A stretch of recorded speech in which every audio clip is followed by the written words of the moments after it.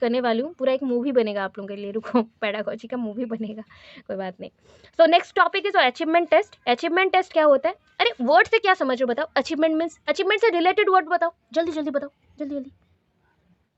Ma'am गोल, गोल या फिर result. Result, okay very good, result वाला सही है, गोल नहीं, रिजल्ट सही है। और सक्सेस होता है, सक्सेस गेम गेम करना मैम। हाँ यस मैम। सक्सेस भी हो जाएगा, ये भी हो जाएगा। चलो, achievement test is an important tool. अच्छे से सुनना, स्टोरी बता रही हूँ। एक ऐसा टूल है जो कि बच्चों को हम इवैल्यूएट करते हैं, बच्चों को हम एग्जामिन करते हैं, और उनका रिजल्ट से हम क्या देते हैं? प्रोग्रेस कार्ड बनाते हैं, रिपोर्ट कार्ड बनाते हैं, क्यूमुलेटिव रिकॉर्ड्स बनाते हैं, प्रोफाइल्स बनाते हैं, प्रोजेक्ट और प्रोजेक्ट वर्क में डालते हैं। तो इतना सारा काम करते हैं। तो सोचो अचीवमेंट टेस्ट कितना बड़ा है। मैंने अपनी लाइफ में क्या क्या अचीव किया, क्या क्या अचीव किया, तो दैट इज माई सक्सेस। तो वो सक्सेस पॉइंट पे आ रहा है। तो ये मुझे एक जस्टिफिकेशन देगा ना, जस्टिफाई करेगा, जजमेंट देगा, यही पॉइंट है। तो it is necessary for the teacher to know how for the sorry how, ये फॉर नहीं होगा, फार होगा, sorry for my mistake, far होगा। How far the people have attend in a particular subject area. एक बच्चा achievement test के बाद ये देखा जाता है एक बच्चे में, एक बच्चा कितने दूर तक जा सकता है। सपोज एक बच्चा आपके साथ जर्नी स्टार्ट किया था 0 लेवल में, आप सबके साथ मैंने 0 लेवल से ही स्टार्ट किया था। आप कितना लगता है कितने लेवल में हो? ओवरऑली बताओ, कितने लेवल तक आप सेटिस्फाइड हो कि मैम हमने इतना कर लिया है? ऑलमोस्ट हम 50 हो, 20 हो, 30 हो, कितना कर चुके हो?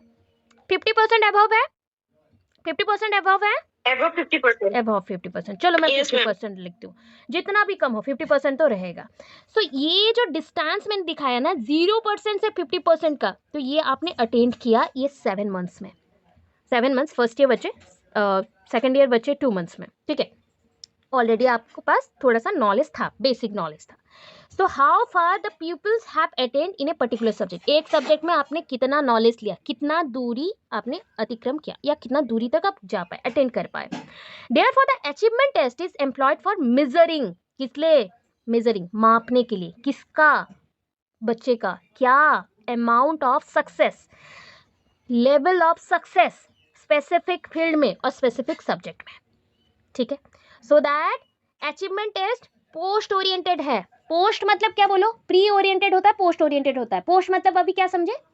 उत्तरा, मतलब एग्जाम के बाद, एग्जाम के बाद जो रिजल्ट पॉइंट पे आते हैं, एंड में आते हैं, जो फीडबैक पॉइंट पे आते हैं, वो पॉइंट। सो डेफिनेशन तो है, according to Thorndike and Hagen, the type of ability test, ये एक एबिलिटी टेस्ट होता है जिसमें हम डिस्क्राइब करते हैं पर्सन कितना लर्न कर सकता है। That describe what a person has learn to do, कितना वो कर सकता है, क्या कर सकता है, किसी को उसका अचीवमेंट बोला गया।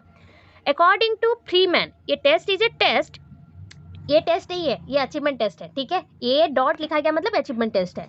Achievement test is a test design to measure knowledge, knowledge हम अंडरस्टैंड करें, knowledge, understanding and skill in a specific subject और एक ग्रुप ऑफ सब्जेक्ट। हर एक सब्जेक्ट में आपका नॉलेज, अंडरस्टैंडिंग, स्किल कितना है या स्पेसिफिक सब्जेक्ट में कितना है, उसे जानने के लिए हम यूज़ करते हैं, ठीक है। मीनिंग आप समझ गए हो, इसमें हम स्किल, नॉलेज, एबिलिटीज़ को चेक करते हैं। Various forms of achievement test देखो, एक स्टैंडर्डाइज टेस्ट होता है, ऑलरेडी मैंने समझा दिया है तो इसको मतलब रिपीट नहीं करूंगी। स्टैंडर्डाइज टेस्ट शॉर्टकट बोल रही हूँ। स्टैंडर्डाइज टेस्ट एक स्टैंडर्ड पॉइंट पे होता है जहाँ पे नॉर्म्स, रूल्स, रेगुलेशन सबके लिए फिक्स्ड होता है। अगर हम सब टीचर हैं तो हम सब के लिए नियम एक ही होगा, एक ही नियम पे आप बच्चों को टेस्ट करेंगे, एग्जामिन करेंगे, यही है स्टैंडर्डाइज टेस्ट। और एक है टीचर मेड टेस्ट जो कि इनफॉर्मल टेस्ट होता है। स्टैंडर्डाइज टेस्ट फॉर्मल टेस्ट होता है। इनफॉर्मल टेस्ट मतलब कहीं पे भी टीचर कर सकते हैं अपने अकॉर्डिंग टेस्ट, इंडिविजुअल डिफरेंस के बेस पे। टीचर में टेस्ट टीचर खुद बनाते हैं अपने अकॉर्डिंग, बच्चों को जितना पढ़ाया है उसके अकॉर्डिंग और बच्चों के नीड के अकॉर्डिंग। स्टैंडर्डाइज टेस्ट जो हायर अथॉरिटी फिक्स करता है। टीचर में टेस्ट अगेन 3 टाइप के हो सकते हैं, written, paper pencil test, oral test and practical test. Paper pencil test again 3 type के हो सकते हैं, रिटन वाले, essay type test, short answer type test and objective test, ठीक है। इसका डिफरेंस दे दिया गया। आपका टीचर मेड टेस्ट जो है वो आपका क्या चेक करता है? क्वालिटी ऑफ टेस्ट आइटम जो उसमें रहता है वो अननोन रहता है, उसमें बच्चों को कितना समझ आ रहा है उतना चेक किया जा रहा है। बस स्टैंडर्डाइज टेस्ट में हम बच्चे को जो टेस्ट आइटम्स दे रहे हैं उससे पहले कोर्स कंप्लीट करेंगे, वो टेस्ट आइटम्स नोन होंगे सबके लिए और बच्चा जानता होगा, कुछ लिख पाएगा, रिलायबिलिटी होना चाहिए। पर्पस क्या है? ना ये प्रेडिक्ट करता है future progress of the child, बच्चे का प्रोग्रेस कितना हो रहा है, future progress. Assessing the performance of the student, student का परफॉर्मेंस कितना है, स्टूडेंट को मोटिवेट करना है, स्टूडेंट के स्ट्रेंथ एंड वीकनेस को डायग्नोज करना है, रिपोर्ट बनाना है। मैंने कितने सारे रिपोर्ट का नाम बोल दिया, प्रोग्रेस रिपोर्ट, मतलब progress card, cumulative record, profile, anecdotal record, rating scale, checklist, बहुत सारी चीज़ बना सकते हैं इसके through. And effectiveness of the methods adaptation of teacher, तो इससे हमें क्या बेनिफिट मिलेगा, मेथड्स एडेप्ट करने के लिए ईजी होगा। अगर मेरे क्लास में सारे बच्चे 90% मार्क्स रख रहे हैं तो ऑब्वियस है ना, मुझे जल्दी जल्दी पढ़ाने में ईजी होगा। अगर मेरे क्लास में सारे मिक्स्ड वाले बच्चे हैं तो ऑब्वियस है मुझे हर टाइप का मेथड से चूज़ करना पड़ेगा, रिपीट भी करना पड़ेगा। फंक्शन और यूजेस क्या है, ये आपको हेल्प करेगा बच्चों को क्लासीफाई करने के लिए, जो जैसे होता है ना section A B C D, यही हेल्प करता है इवैल्यूएट करने में, फाइंड करता है स्टैंडर्ड बच्चों का चेक करने के लिए, जो भी मैक्सिमम लिमिट है, मतलब आपका जो हायर लिमिट्स है उसे जानने के लिए हेल्प करेगा, बच्चे को ब्रिलियंट और स्लो लर्नर में डिफाइन कर पाएगा, बच्चों के ग्रेडेशन कर पाएगा और अपग्रेड कर पाएगा, सर्टिफिकेशन दे पाएगा और अपग्रेड करके दूसरे क्लास में भेज सकेगा। Teacher solve the problem of student, student के प्रॉब्लम सॉल्व करेगा। सिलेक्ट स्टूडेंट्स फॉर एवर्ड्स, बच्चों को हम सिलेक्ट कर पाएंगे उनके मार्क के बेसिस पे एवर्ड्स देने के लिए, इवैल्यूएट कर पाएगा टीचिंग के स्टैंडर्ड्स को। Help the student to give placement, placement मिल सकता है, और टैलेंटेड और गिफ्टेड स्टूडेंट में हम डिफाइन कर सकते हैं। स्टेप से कल पढ़ेंगे, अदरवाइज आप कंफ्यूज हो जाओगे, क्योंकि स्टेप्स में ब्लूप्रिंट ऐड होगा, क्वेश्चन पेपर बनाना है। तो आप एक चीज़ याद रखना, इसमें essay type question, short answer type question, आपके objective type question, true false, fill in the blank, सब कुछ आते हैं, बस उसको अरेंज करना कल सीखना है, ठीक है। और उसके बेसिस पे आप मुझे कल रात तक क्वेश्चन पेपर बस 50 मार्क्स का बना के दिखा देना, ठीक है, 50 मार्क्स का, क्योंकि वो पेडागोजिकल एनालिसिस में भी हो जाएगा, उसके बेसिस पे आपका ब्लूम्स टैक्सोनॉमी अचीवमेंट टेस्ट में भी हो जाएगा। तो मुझे 50 मार्क्स का या 100 मार्क्स का क्वेश्चन पेपर बना के दिखाओगे कोई भी क्लास का, बट कल मैं पढ़ा दूँ उसके बाद, ठीक है। पढ़ा चुकी हूँ कल के क्लास में। तो अचीवमेंट टेस्ट फटाक से बोल देती हूँ कि अचीवमेंट टेस्ट सक्सेस चेक करने के लिए होता है। How much we gain, how much we get, हमने कितना किया और हमारे थ्रू कितना हुआ, इसी को चेक करने का जो प्रोसेस है वो अचीवमेंट टेस्ट होता है। अचीवमेंट टेस्ट है हमें प्रमोशन, ग्रेडेशन, हमें क्लैरिफिकेशन, सिस्टमेटिक रहने का, क्लासिफिकेशन, ये सब होता है। अचीवमेंट टेस्ट से हम बच्चों का वीकनेस स्ट्रेंथ जान सकते हैं। अचीवमेंट टेस्ट से हम बच्चों के अंदर जो प्रॉब्लम्स है उसका सल्यूशन दे सकते हैं, प्रॉब्लम सॉल्विंग में हेल्प हो सकता है। अचीवमेंट टेस्ट से एक क्लास से दूसरे क्लास को प्रमोशन मिल सकता है या ग्रेडेशन मिल सकता है। अचीवमेंट टेस्ट के थ्रू एक सब्जेक्ट में एक बच्चे का नॉलेज कितना है आप उतना जान सकते हो। तो ऑलरेडी कल के क्लास में, प्रीवियस क्लास में ऑलरेडी हमने इतना पोर्शन तक डन किया था, तो मैं अगेन रिपीट नहीं कर रही हूँ, यहाँ तक हमने डन कर लिया था, यहाँ से आपको स्टार्ट किया जाएगा, ठीक है। Steps of construction of achievement test. अभी जब ना अचीवमेंट टेस्ट बना रहे हो, मतलब सोच लो एक जैसे हम लोग बोलते हैं ना फ्रेमवर्क बनाना, तो अभी मैं आपको फ्रेमवर्क दे रही हूँ, ठीक है। किस चीज़ का, क्वेश्चन पेपर बनाने से पहले क्या क्या चीज़ें माइंड में रहनी चाहिए, क्योंकि यू आर ए टीचर और you are going to be a teacher, आपको बेस्ट टीचर बनना है, तो ये सारे आपके माइंड में रहने चाहिए कि अचीवमेंट टेस्ट में कौन से स्टेप किया जाते हैं, क्या किया जाता है, सारे चीज़ आपके माइंड में रहना चाहिए। सो फर्स्ट है steps of construction of an achievement test. इसमें क्या क्या स्टेजेस लेते हैं, देखो डायग्रामेटिक किया बोल के इतने पेजेस कवर हो गए, बोलोगे मैम इधर कुछ नहीं लिखना है, मत लिखो, कुछ भी नहीं लिखना है, बट अच्छे से आप प्रेजेंट करोगे। हैंड राइटिंग में अभी मत जाना, क्योंकि ये बहुत पहले लिखा गया है तो हैंड राइटिंग थोड़ा सा ख़राब है, बट जितना है मैं समझा दे रही हूँ। पहले आप स्टार्टिंग कहाँ से करोगे, प्लानिंग से। प्लानिंग जब करो, प्लानिंग के बाद इधर आप स्टेप्स देखना, इधर आप स्टेप्स देखना, ठीक है। दो टाइप का स्टेप्स बनाया गया है, इसको आप अपने अकॉर्डिंग कर सकते हो, जिधर जाना है पहले जा सकते हो, ठीक है। हम क्या करेंगे, determining the purpose of test, हमने कौन से पर्पस के लिए टेस्ट बनाए, क्या चेक करना चाहते हैं, मतलब बच्चों के लिए क्यों हमने ये टेस्ट बनाया है, पहला हो गया। सेकेंड, असाइनिंग वेटेज, अभी जब हम पर्पस सिलेक्ट कर लिए तो कंटेंट के लिए वेटेज भी तो सिलेक्ट करेंगे। Assigning weightage to the related content, जो हमने कंटेंट सिलेक्ट किया उसका वेटेज कितना देंगे। सपोज आप साइंस, बच्चों को साइंस पेपर पढ़ा रहे हो एंड साइंस पेपर में एग्जाम होता है, जैसे कि फिजिक्स, केमिस्ट्री, बायोलॉजी रहता है, तो उस बेसिस पे सोच लो 30-30-40 ऐसा आपका कॉम्बिनेशन हो गया, या फिर आपका कॉम्बिनेशन हो गया 20-20 एंड 30, तो 20-20-30 हो गया, तो ये आपका 70 मार्क्स का एग्ज़ाम हो जाएगा। 20-20-30 70 मार्क्स का और 30 मार्क्स का प्रैक्टिकल रहेगा, ऐसा कुछ हो गया। तो ये जो मैंने वेटेज दिया अभी सब्जेक्ट के बेसिस पे, सब्जेक्ट कंटेंट पे, कि फिजिक्स के लिए 20 मार्क्स, केमिस्ट्री के लिए 20 मार्क्स, बायोलॉजी के लिए 30 मार्क्स। अभी उसमें भी क्या होगा कि सोच लो फिजिक्स में रह गए 10 चैप्टर, केमिस्ट्री में हो गए 10 चैप्टर, इसमें हो गए 9 चैप्टर। तो जितने भी चैप्टर्स हैं ना, ये मार्क उसके अंदर डिस्ट्रीब्यूट किया जाएगा, कौन से चैप्टर के लिए ज़्यादा मार्क रहेगा और कौन से चैप्टर के लिए कम मार्क रहेगा, ये डिसाइड किया जाएगा। आफ्टर दैट उसी के बेसिस पे हम क्वेश्चन पेपर बनाएंगे, कौन से यूनिट से हमें 1 क्वेश्चन लेना है, कौन से यूनिट से हमें 2 क्वेश्चन या 4 क्वेश्चन लेना है। तो ये हो गया assigning weightage to the related content. After that developing blueprint, इसलिए बोला था ब्लूप्रिंट ऐड होता है, ब्लूप्रिंट बनाएंगे, ठीक है, ब्लूप्रिंट बनाएंगे।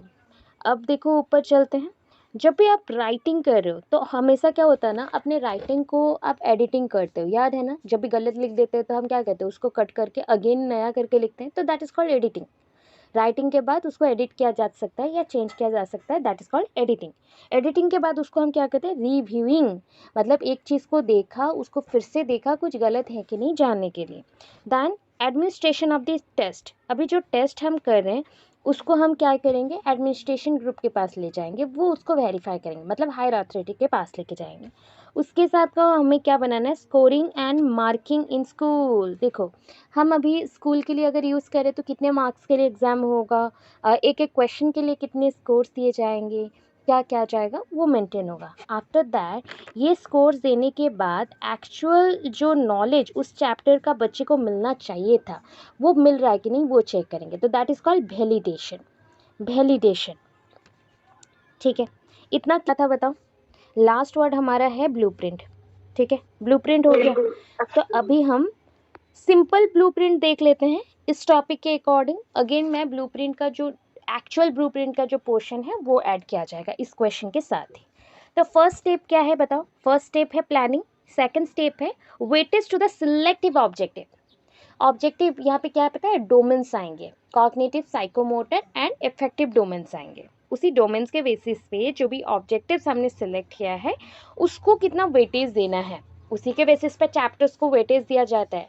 सपोज एक बुक में मेंशन हो गया अबाउट कल्पना चावला और महात्मा गांधी जी और टैगोर के बारे में, ठीक है, और एक चैप्टर में मेंशन होता है little bit about the Indian oceans और रिवर्स और जस्ट लाइक क्लॉथ्स के ऊपर या लैंग्वेज के ऊपर, तो which one is more important, which one is more important as per your opinion. First one. First one, मतलब Both are important. Both are important but more important is first one, because यहाँ पे हम किसी के बारे में बता रहे हैं जिससे बहुत सारे लोगों को बहुत कुछ जानने को मिलेगा। लैंग्वेज एक पेपर में ना हो दूसरे पेपर में पढ़ सकते हो, तो इसलिए चैप्टर का वेटेज डिटरमाइन करता है हायर अथॉरिटी। अगर ऐसा भी होता है कि इस साल इस चैप्टर को ज़्यादा हायर वेटेज दिया तो अगले साल हम कमिंग ईयर पे दूसरे चैप्टर को हायर वेटेज देते हैं। जैसे आप क्वेश्चन सिलेक्ट करते हो, जैसे मैं आपको क्वेश्चन सिलेक्ट करके देती हूँ कि इस साल ये क्वेश्चन आ चुका है तो इसको थोड़ा कम प्रिपेयर करके दूसरे क्वेश्चन करें, तो हम वेटेज दे रहे हैं, वेटेज दे रहे हैं एज़ पर आवर नीड, तो हमारी ज़रूरत के हिसाब से हमने वेटेज दिया, तो वेटेज यहाँ पे चेक किया जाएगा। तो ये टेबल बहुत अच्छे से याद रखो। तो इस टेबल में पहले आपको बॉक्स बनाना है सीरियल नंबर का, देन आपका आगे इंस्ट्रक्शनल ऑब्जेक्टिव्स। तो इंस्ट्रक्शनल ऑब्जेक्टिव्स में क्या मेंशन होता है, all the objectives of cognitive domain, all the objectives of affective domain, all the objectives of psychomotor domain. Selected instructional objectives में क्या है, इससे हमें क्या मतलब, बस ना यहाँ पे एक चेक करो, चीज़ चेक करना है, sorry, knowledge, comprehension and application and computation skill, मतलब स्किल।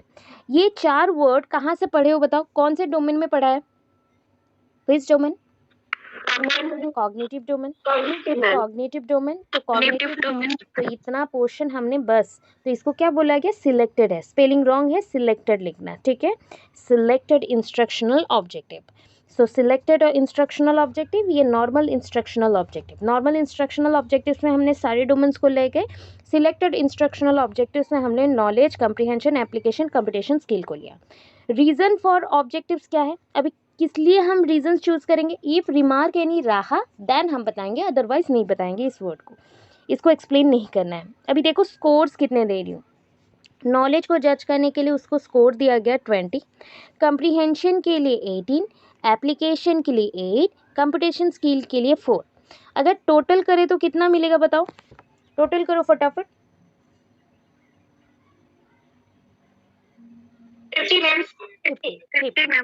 50 हो गया। तो मेरा यहाँ पे स्कोर्स हो रहा है 50, बट जब हम परसेंटेज में चेक करते हैं तो हमें 100 से काउंट करना पड़ता है।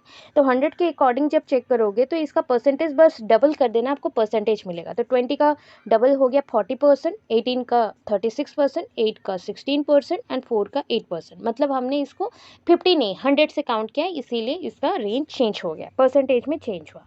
तो ये पहला पार्ट गया। सेकंड देखो, weightage to the subject matter, वहाँ पे वेटेज टू द स्कोर्स दिया ऑब्जेक्टिव के बेसिस पे, यहाँ पे weightage to the subject matter. तो अभी सब्जेक्ट मैटर में मैंने कोई टॉपिक नहीं लिखा, मैंने बस फॉर्मेट दिया है आपको। इस फॉर्मेट में आप अपना टॉपिक दे सकते हो अगर कोई क्वेश्चन पेपर नेक्स्ट बनाओगे तो सीरियल नंबर हमने मेंशन किया, सीरियल नंबर 1 2 3 4 4 ही रहता है। जिस टॉपिक को लेके आपको क्वेश्चन पेपर बनाना है उस टॉपिक को दो, यहाँ पे लिख दो। सपोज मुझे इंग्लिश टॉपिक का बनाना, मैं इंग्लिश सब्जेक्ट का, तो इंग्लिश सब्जेक्ट का जैसे प्रोज, पोएट्री, ग्रामर ले लिया और एसे राइटिंग दे दिया। तो ऐसे करके हमने यहाँ पे टॉपिक्स लिखे, या फिर प्रोज का ही सोच लो 4 टॉपिक्स मेंशन कर देना, कोई भी 4 कहानी या 4 पोएम ऐसा रहता है। नंबर ऑफ क्वेश्चंस में देखो, सपोज टॉपिक 1 से नंबर ऑफ क्वेश्चंस मैंने दिया 2, टॉपिक 2 से नंबर ऑफ क्वेश्चंस है 2, टॉपिक 3 से नंबर ऑफ क्वेश्चंस है 6 एंड टॉपिक 4 से नंबर ऑफ क्वेश्चंस है 15। ठीक है, सब मिला जुला के हमने रखा हुआ है। तो स्कोर भी उसी अकॉर्डिंग 2, मतलब ये कितने मार्क्स का है, 2 मार्क्स का है सब। ठीक है, 2 मार्क्स का है। ये कितने मार्क्स का हो गया, ये भी 2 मार्क्स का है। ये कितने मार्क्स का हो गया, 1 मार्क्स का है, या फिर पर क्वेश्चंस के लिए 1 मार्क्स है, तो यहाँ पे 6 हो गया। ये कितने मार्क्स का है, 1 मार्क्स का है। तो टोटल अगर अभी करते हैं हम हमें कितना मिलेगा चेक कर लेना। तो यहाँ पे 2 2 4 4 6 हो गया आपका 10, 15 हो गया 25। ये 25 मार्क्स का मैंने स्कोरिंग किया हुआ है। और यहाँ पे आपको परसेंटेज में कन्वर्ट करना है तो डबल बस करो, और मतलब मैंने इजी, सबसे इजी वे दिया है डबल करने का। 2 तो उसका डबल 4 कर देना परसेंटेज में, ये भी 4, ये डबल हो गया 12, ये डबल हो गया 30, तो टोटल आ गया 50%। अभी नेक्स्ट देखो, weightage to the question type, जो भी आपने क्वेश्चन टाइप सिलेक्ट किया है उसके लिए वेटेज कितना है। सो हमने यहाँ पे 3 टाइप के क्वेश्चन चूज़ किए, long answer type question, short answer type question, objective type questions. I am not audible. आया weightage to the question type, मतलब क्वेश्चन के अकॉर्डिंग, वो टॉपिक के अकॉर्डिंग था, ये क्वेश्चंस के अकॉर्डिंग है। वेटेज जो दिया गया है ये क्वेश्चन के अकॉर्डिंग है, क्वेश्चंस के अकॉर्डिंग। तो सीरियल नंबर 1 2 3 यहाँ पे long answer type question, short answer type question, objective type question. Long answer type question याद रखो ऑलवेज 2 या 4 ही रहते हैं, क्योंकि छोटे बच्चे होते हैं ये सब क्लास 10 12 के अंदर, तो ज़्यादा लॉन्ग क्वेश्चन उनको नहीं दिया जाता, 2 या 4 ही दिया जाएगा, 2 long questions. Short answer type questions के अकॉर्डिंग शॉर्ट दिया गया 10, ऑब्जेक्टिव टाइप क्वेश्चंस के अकॉर्डिंग दिया गया है 20। तो ऑब्जेक्टिव के लिए याद कर लो, जैसे हमने मार्किंग किया हुआ है, देखो इंटू 1 इंटू 2 इंटू 5 कितने हो गए यहाँ पे, देखो स्कोर 5 इंटू 2 10, 10 इंटू 2 20, 20 इंटू 1 20, तो टोटल मार्क्स हो गए। मैंने 50 मार्क्स के लिए यहाँ पे पैटर्न बताया। अगर मैं टाइम भी डिस्ट्रीब्यूट करूँ तो आपको अगर लॉन्ग क्वेश्चन ही लिखना है, 2 लॉन्ग क्वेश्चन जो 5 मार्क के लिए है, तो उसके लिए मिलेगा 20 मिनट। जो शॉर्ट क्वेश्चन है, जो 10 क्वेश्चंस हैं जो 2 मार्क्स वाले हैं, उसके लिए मिलेगा आपको 20 मिनट्स। एंड शॉर्ट क्वेश्चंस हैं जो पूरा ही 1 वर्ड वाले हैं, उसके लिए मिलेगा 10 मिनट। तो टोटल आपको टाइम में भी मिला कितना, 20 20 40 50 मिनट्स के लिए ये बना है 50 मिनट्स। अभी इसको परसेंटेज में ऑलवेज आपको इजी वाला दिया है, 10 का डबल कर लो 20%, 20 का डबल 40%, मतलब 20 का डबल 40%। अगर टोटल करोगे तो 100 होना चाहिए। परसेंटेज में आइदर 50% से चेक किया जाता है या फिर 100% से चेक करते हैं। तो 100 के अकॉर्डिंग जितने भाग में आपने दिया होगा, अगर सोच लो यहाँ पे मैंने 25 मार्क्स का क्वेश्चन पेपर बनाया होता तो परसेंटेज काउंट करने के लिए कितना करते आप, सोचो ये 10 ना होके 5 होता, क्या करोगे, इंटू 4 करके आप निकालो, इंटू 4 करके निकालो। मैंने बोला अगर सपोज मैं 25 मार्क्स का क्वेश्चन पेपर बना रही हूँ, एंड ये 25 मार्क्स के क्वेश्चन जी, पेपर्स, 50 की जगह पे 25, तो 25 100 का कितने जी। भाग में से एक होता है, कितना पार्टीशन है, 4। सो जितना भी यहाँ पे मार्किंग्स होंगे उसके साथ मल्टीप्लाई कर देना 4 को, देन आपका 100% होगा। क्योंकि हमने यहाँ पे 50 बनाया है, सो सबके साथ 2 इंटू हुआ है, सबके साथ 2 इंटू हुआ है, डबल किया गया बस, ठीक है। मतलब मैम हम जितने मार्क्स उनको किए हैं उसी ओके, तो नेक्स्ट पार्ट ये है, आधा पोर्शन आपने पढ़ लिया अचीवमेंट टेस्ट का, वहाँ पे भी हमने शॉर्टकट ब्लूप्रिंट दिया है और क्लियर ब्लूप्रिंट यहाँ पे मिलेगा। सो ब्लूप्रिंट क्या है, ब्लूप्रिंट एक डिज़ाइन है, एक प्लान है और ड्राफ्ट है, समथिंग जो भी इम्पॉर्टेंट है उसका हम क्या बनाते हैं ना, एक फ्रेम बना के रखते हैं। फ्रेम इसका मतलब नहीं है कि कोई फोटो फ्रेम बनाना, फ्रेम का मतलब होता है कि क्वेश्चन पेपर बनाने से पहले आप एक रफ, जैसे डायरी लिखते हो ना वैसे रफ करके रखना कि हम क्वेश्चन पेपर में क्या क्या लिखेंगे, कितने मार्क्स। हाँ, फॉर्मेट है ये, वन काइंड ऑफ फॉर्मेट है, ठीक है। Okay, blueprint is also called a measuring unit. देखो इसको मेजरिंग यूनिट या मापन एकक बोला जाता है, मापन इकाई बोलते हैं। व्हिच इंक्लूड्स, इसमें क्या क्या स्टेप्स होते हैं, 5 स्टेप्स हैं ब्लूप्रिंट के लिए, 5 स्टेप्स होते हैं, normally there are 5 steps. First one is the planning, second one is the preparation, S for selection, E for execution और executing, and E for evaluation, ठीक है। PPSEE, planning, preparation, selection, executing and evaluation, planning, preparation, selection, executing and evaluation हो गया। Normally एक test क्या होता है, एक टेस्ट ना, नॉर्मल जो आप टेस्ट करते हो किसी को भी, मैं तुमको टेस्ट करूंगा, अरे टेस्ट करके कुछ देखना ही है ना, चेक करना परखना है, इसलिए तो टेस्ट कर रहे हो। तो ये एक मापन यंत्र होता है या फिर मेजरिंग डिवाइस होता है, that measuring device of physical and mental characteristics, आपके दिमाग को चेक करने के लिए, IQ को चेक करने के लिए, या फिर आपके जो भी फिजिकल एक्टिविटीज़ हैं उसको मेजरमेंट करने के लिए इसका यूज़ किया जाता है।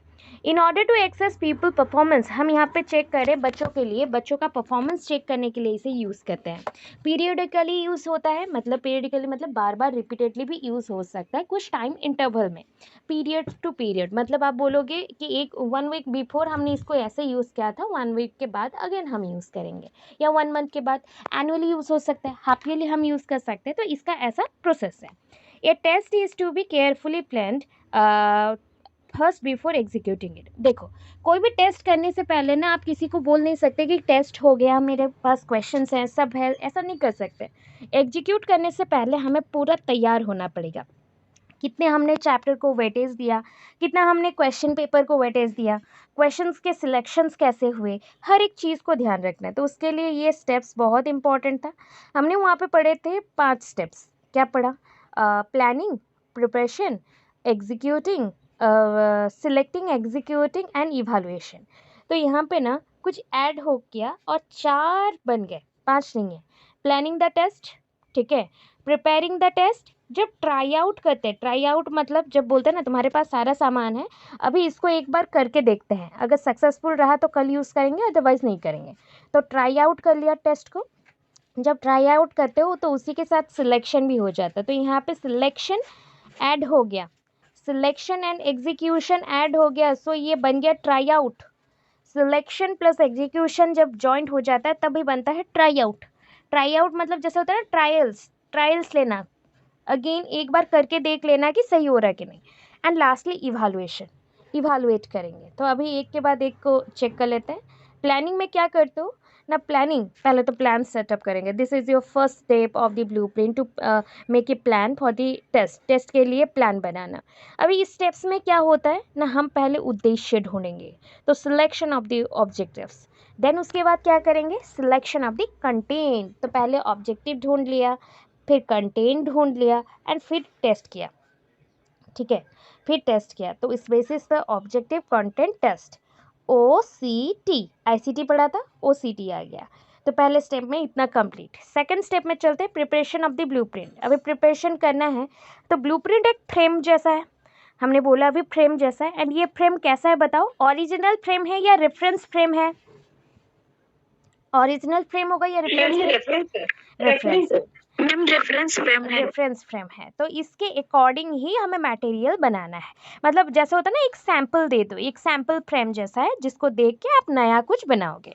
तो ब्लूप्रिंट में क्या रहता है, टेस्ट आइटम्स। अभी जितना भी टेस्ट आइटम्स हमने सिलेक्ट किया था, उस टेस्ट आइटम के कंटेंट के बेसिस पे हम उसको अरेंज करेंगे and it acts as a guideline for the test construction. हम टेस्ट के लिए अभी ना टेबल बनाएंगे कि कितने क्वेश्चंस देना है, कैसे अरेंज करना है, क्या क्या लिखना है, स्पेशलाइज्ड करना है कौन से टॉपिक को लेके। और एक चीज़, ये जितने भी क्वेश्चन अभी पढ़ा रही हूँ सारे सीटेट के हैं, सारा देखना, कुछ ना कुछ आपको मिलेगा इस पर एंड बोलोगे मैम ये सारा चीज़ तो हमने पढ़ लिया था। तो ये 3 डायमेंशनल है, मतलब रिकॉल करके रखो, याद करके रखो, जो करना है करो, बट ये याद रखो आपका ब्लूप्रिंट अचीवमेंट टेस्ट में जो भी ब्लूप्रिंट बनता है वो 3D होता है, 2D नहीं। 3D होगा, 2D नहीं होगा, 3 डायमेंशनल है। 3 डायमेंशनल है क्योंकि इसके बहुत सारे पॉइंट्स होते हैं, 3 डायमेंशनल है। अभी जो हेडिंग्स के साथ हमने टेबल्स बहुत सारे बनाए थे अचीवमेंट टेस्ट में, वही सारे पॉइंट्स देखो यहाँ पे भी है। Determining weightage to the different instructional objectives, तो पहले हमें डिफरेंट इंस्ट्रक्शनल ऑब्जेक्टिव्स का वेटेज डिसाइड करना है। Then determining weightage to the different content area, content area को सिलेक्ट करना है, उसको वेटेज देना है। देन जो आइटम्स हमने सिलेक्ट किए हैं उसको फिक्स करना है, जो भी आइटम्स हैं एज पर दी कंटेंट उसे फिक्स करना है। अभी ब्लूप्रिंट बनाएंगे, तो ब्लूप्रिंट बनाने के लिए मेरे पास सेम प्रोसेस है बट छोटे छोटे टेबल्स यहाँ पे हैं। सीरियल नंबर 1 2 3 4 4 हो गए, और यहाँ पे याद रखो कुसा आएगा, कुसा, गुस्सा याद रहता था ना, इसको याद रखो, कुसा। K for knowledge, U for understanding, S for skill, A for application, A for application, कुसा। ब्लूप्रिंट किसी ने बोला तो कुसा नाम याद रखोगे। एंड देखो यहाँ पे कितना मार्क्स के लिए है, ये कितने मार्क्स के लिए काउंट कर सकते हो, इसका मार्क्स डिस्ट्रीब्यूशन हुआ है। नॉलेज को ये मार्क्स देता है 8, अंडरस्टैंडिंग को चेक करने के लिए 8, स्किल्स के लिए 5 एंड एप्लीकेशन के लिए 4। कितने मार्क्स का हो गया बताओ? 25। तो इसके साथ कितना ऐड, मतलब मल्टीप्लाई करें, ऐड गलत हो जाएगा, मल्टीप्लाई करें तो 100 होगा। 4 मल्टीप्लाई करेंगे, 4 ठीक है। देखो 4 किया 32%, अगेन 4 किया 32%, 5 इंटू 4 20%, 4 इंटू 4 16%। देखो पूरा 100% का इन्होंने एक टेबल बना दिया, ये फ्रेम बन गया हमारा। Most important activity in the construction of an achievement test is to specify in the outline of the content area. हमें क्या चेक करना रहता है, स्पेसिफिक जो कंटेंट एरिया है उसका outline. It indicates that the area in which the students are expected to show the performance, मतलब हमें ये बताना चाहता है जिस एरिया में बच्चा परफॉर्मेंस, एक्चुअली बच्चों का परफॉर्मेंस आप जज करना चाहते हो, उसी क्वेश्चन को दिया जाता है। क्या एग्जाम में एक क्वेश्चन है आप लोगों से, क्या एग्जाम में आप लोगों ने बचपन से एग्जाम दिया है, क्या एग्जाम में सारे चैप्टर से क्वेश्चंस आते थे, आते हैं क्या? नहीं, कुछ चैप्टर्स को स्किप किया जाता है, कुछ चैप्टर्स से क्वेश्चंस आते हैं, राइट। और कुछ चैप्टर्स को टीचर खुद बोले होंगे कि ये चैप्टर मत पढ़ो, ये चैप्टर से बिल्कुल क्वेश्चंस नहीं आते, होता है कि नहीं बताओ? होता है, ओके। तो ये चीज़ क्यों होता है, क्योंकि हमने वेटेज दे दिया है कि नॉलेज के बेसिस पे इस चैप्टर से हमें बच्चों को सिखाना है, अंडरस्टैंडिंग के बेसिस में इस चैप्टर से, और एक चैप्टर से हमें स्किल्स के बारे में सिखाना है। तो स्पेसिफाइड कंटेंट एरिया के साथ हमें क्वेश्चन पेपर बनाना है। It indicates the area in which the students are expected to show the performance. हम चाहते हैं एक्चुअली जिस मतलब स्टेज पे बच्चा एक्चुअली परफॉर्मेंस शो करना चाहता है उसी को वो रिप्रेजेंट करें। तो it helps to obtain a representative sample of the whole content area. जितना भी हमने कंटेंट सिलेक्ट किया है उसका एक रिप्रेजेंटेटिव सैम्पल होता है ब्लूप्रिंट, ठीक है। तो ब्लूप्रिंट का फॉर्मेट देखो, ठीक है। Forms of question serial number पे क्या है, सीरियल नंबर पे है फॉर्म्स ऑफ क्वेश्चन। नंबर 1 पे है ऐसे टाइप क्वेश्चन, नंबर 2 पे है, ओके सॉरी लास्ट ये, नंबर 2 पे है short type answer question, very short answer type question. Number 3 पे, नंबर 4 पे है ऑब्जेक्टिव टाइप क्वेश्चन। तो उसके अकॉर्डिंग मार्क्स दे देंगे। ऐसे टाइप क्वेश्चंस के लिए मार्क्स कितना है देखो 5, नंबर ऑफ क्वेश्चंस कितने हैं 1, तो आपको एक ही लॉन्ग क्वेश्चन देना है। शॉर्ट आंसर टाइप क्वेश्चन में आपको मार्क्स दिए गए हैं 3, मार्क्स दिए गए 3 एंड नंबर ऑफ क्वेश्चन है 2। तो मार्क्स कितने हो जाएंगे फटाफट यहाँ पे हम साइड में लिखते चल रहे हैं, ठीक है 6।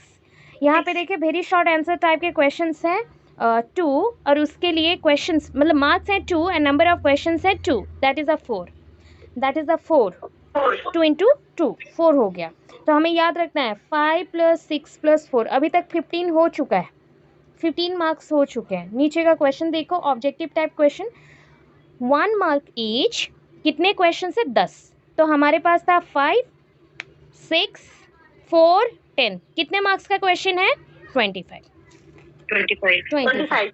सो आपको ये सैंपल दिया गया कि इस टाइप का क्वेश्चन है। अब सोचो अगर मैं इसको डबल कर दूं 50 मार्क्स के लिए, 50 मार्क्स के लिए, तो नंबर ऑफ क्वेश्चंस चेंज होंगे, मार्क्स तो सेम रहेगा, नंबर ऑफ क्वेश्चंस चेंज होंगे। 2 शॉर्ट आंसर टाइप क्वेश्चन कितना हो जाएगा? बस डबल करो, 4 very short answer type question कितना हो जाएगा? 4 ऑब्जेक्टिव टाइप क्वेश्चन हो जाएगा 20। ठीक है, अब चेक करते हैं मार्क्स डिस्ट्रीब्यूशन कितना है, 10, 12, ये हो गया 8 और ये हो गया 20। कितने मार्क्स के हो गए क्वेश्चन पेपर? अब बनेंगे कितने मार्क्स के बताओ? 50 मैम। 50, very good. ये ऐड करेंगे तो हमें मिलेगा 50 मिल गया। मतलब आपको 25 के जगह पे डबल अप करके ये बना आपका 50 मार्क्स। ठीक है, तो आप जो क्वेश्चन पेपर बनाओगे उस क्वेश्चन पेपर में ऐसे टाइप क्वेश्चन 2 रहना चाहिए। ठीक है, शॉर्ट आंसर टाइप क्वेश्चन आपके लिए रहना चाहिए 4। ठीक है, आप 25 मार्क्स के क्वेश्चन नहीं बना रहे हो, आप हाफ ईयरली एग्जाम्स के क्वेश्चंस बना रहे हो। ठीक है, एंड या टर्म 1 टर्म 2 का क्वेश्चन बना रहे हो तो 50 मार्क्स का एटलीस्ट बनाना पड़ेगा। Very short answer type questions बनाने हैं आपको, कितने? 4। ऑब्जेक्टिव टाइप क्वेश्चंस आपको 20 बनाना है। अभी ऑब्जेक्टिव टाइप क्वेश्चंस में आप क्या क्या लिख सकते हो, ट्रू फॉल्स क्वेश्चन रहेगा, ट्रू फॉल्स क्वेश्चंस रहेगा, कॉलम मैचिंग होगा, कॉलम मैचिंग। ठीक है, यहाँ पे 10 क्वेश्चन हो गया कॉलम मैचिंग में। अभी इसके बाद और क्या है? Fill in the blanks, fill in the blanks. ठीक है, फिल इन द ब्लैंक्स हो गया। और एक है one word substitution, one word substitution, one word substitution. ऐसे करके आपके 4 हैं। ट्रू फॉल्स के लिए 5 क्वेश्चन, कॉलम मैचिंग में 5 question, fill in the blanks में 5 क्वेश्चन, वन वर्ड सब्स्टिट्यूशन में 5 क्वेश्चन। तो 20 आपके ऑब्जेक्टिव टाइप क्वेश्चन बनाने हैं। और ये क्वेश्चन पेपर आप ऐड करेंगे। सोच रहे हो ना अभी कितने बड़ा आंसर होगा? अरे आपको 7-8 पेज लिखना है क्वेश्चन पेपर। अगर 50 मार्क के क्वेश्चन पेपर, सिर्फ क्वेश्चन बना रहे हो, क्वेश्चन पेपर बनाओगे लास्ट में ऐड करोगे तो उसमें अगर आपको 10 पेज 12 पेज नहीं लगेगा, सिर्फ 2 ही पेज लगेंगे। 2 पेज भी नहीं लग सकते, 1 पेज में भी हो जाएगा अगर प्रॉपर लिखते हो, 1 पेज 1.5 पेज में हो जाएगा। ठीक है, तो पूरा आंसर आपको लगेगा अभी 7 पेजेस, 7 पेजेस तो एटलीस्ट लग जाएगा। ठीक है, समझ आया? क्लियर है? हो जाएगा तो थोड़ा सा म्यूट कर लीजिए प्लीज, अदरवाइज इको हो जाएगा। मैं बता दे रही हूँ, 2 मिनट में बता दे रही हूँ। क्वेश्चन अगर ऐसा आता है कि राइट अबाउट द इवैल्यूएशन, मूल्यांकन के बारे में बताओ, ऑल्सो डिस्क्राइब द टाइप्स और relationship between evaluation and assessment. मूल्यांकन और आपका जो असेसमेंट है उसके अंदर क्या अंतर है या रिलेशन है या फिर उन दोनों के बीच क्या संबंध है, बताओ। ठीक है, और एक क्वेश्चन है उसके और में या फिर वैसे ही सिमिलर मान लो जिसका आंसर दोनों का सेम रहेगा। Right about assessment and also explain the relationship between the evaluation and assessment. ऐसा कुछ क्वेश्चन आए ना तो क्या लिखना रहता है, दोनों के लिए एट अ टाइम बता रही हूँ। ठीक है, introduction to assessment meaning definition, introduction to evaluation meaning definition हो गया। अभी कंसेप्ट ऑफ इवैल्यूएशन थोड़ा सा, असेसमेंट का थोड़ा सा। कंसेप्ट ऑफ इवैल्यूएशन में क्या क्या लिख सकते हैं? Need, importance, purpose. Concept of assessment में क्या लिख सकते हैं? Need, importance, purpose. प्रिंसिपल्स देखो मैंने कुछ याद नहीं किया था, बस मेरे माइंड में जो आया। अरे आप लोगों ने प्रिंसिपल्स पढ़ा हुआ है करिकुलम का, वो प्रिंसिपल्स डाल लो। कोई भी टेस्ट हो, करिकुलम भी एक फॉर्मेट है कि नहीं बताओ? करिकुलम भी एक फॉर्मेट है ना, कैसे पढ़ाना है। सो वैसे ही आपका टेस्ट हो गया, इवैल्यूएशन के लिए भी फॉर्मेट रहता है, असेसमेंट के लिए भी फॉर्मेट रहता है। तो प्रिंसिपल सारे सेम हैं। Principle of clarification, systematic, progress, management, gradation, promotion, classification, placement etcetera. तो इतने प्रिंसिपल्स को आप एक्सप्लेन कर सकते हो अपने वर्ड्स पे। अभी देखो रिलेशनशिप क्या है, इवैल्यूएशन असेसमेंट का पहले भी बताया था ऐसे। इसके बाद कंक्लूजन। सपोज ये चीज़ नहीं कर रहे हो, ये चीज़ आप नहीं कर रहे हो रिलेशन वाला, तो रिलेशन मतलब क्या बोलता है वर्ड पता है? कि इंटर रिलेशन, इन दोनों के बीच का रिलेशन, बीच का रिलेशन जानना है तो कंपैरिजन कर दो। ठीक है, कंपैरिजन पॉइंट तक लिख दो।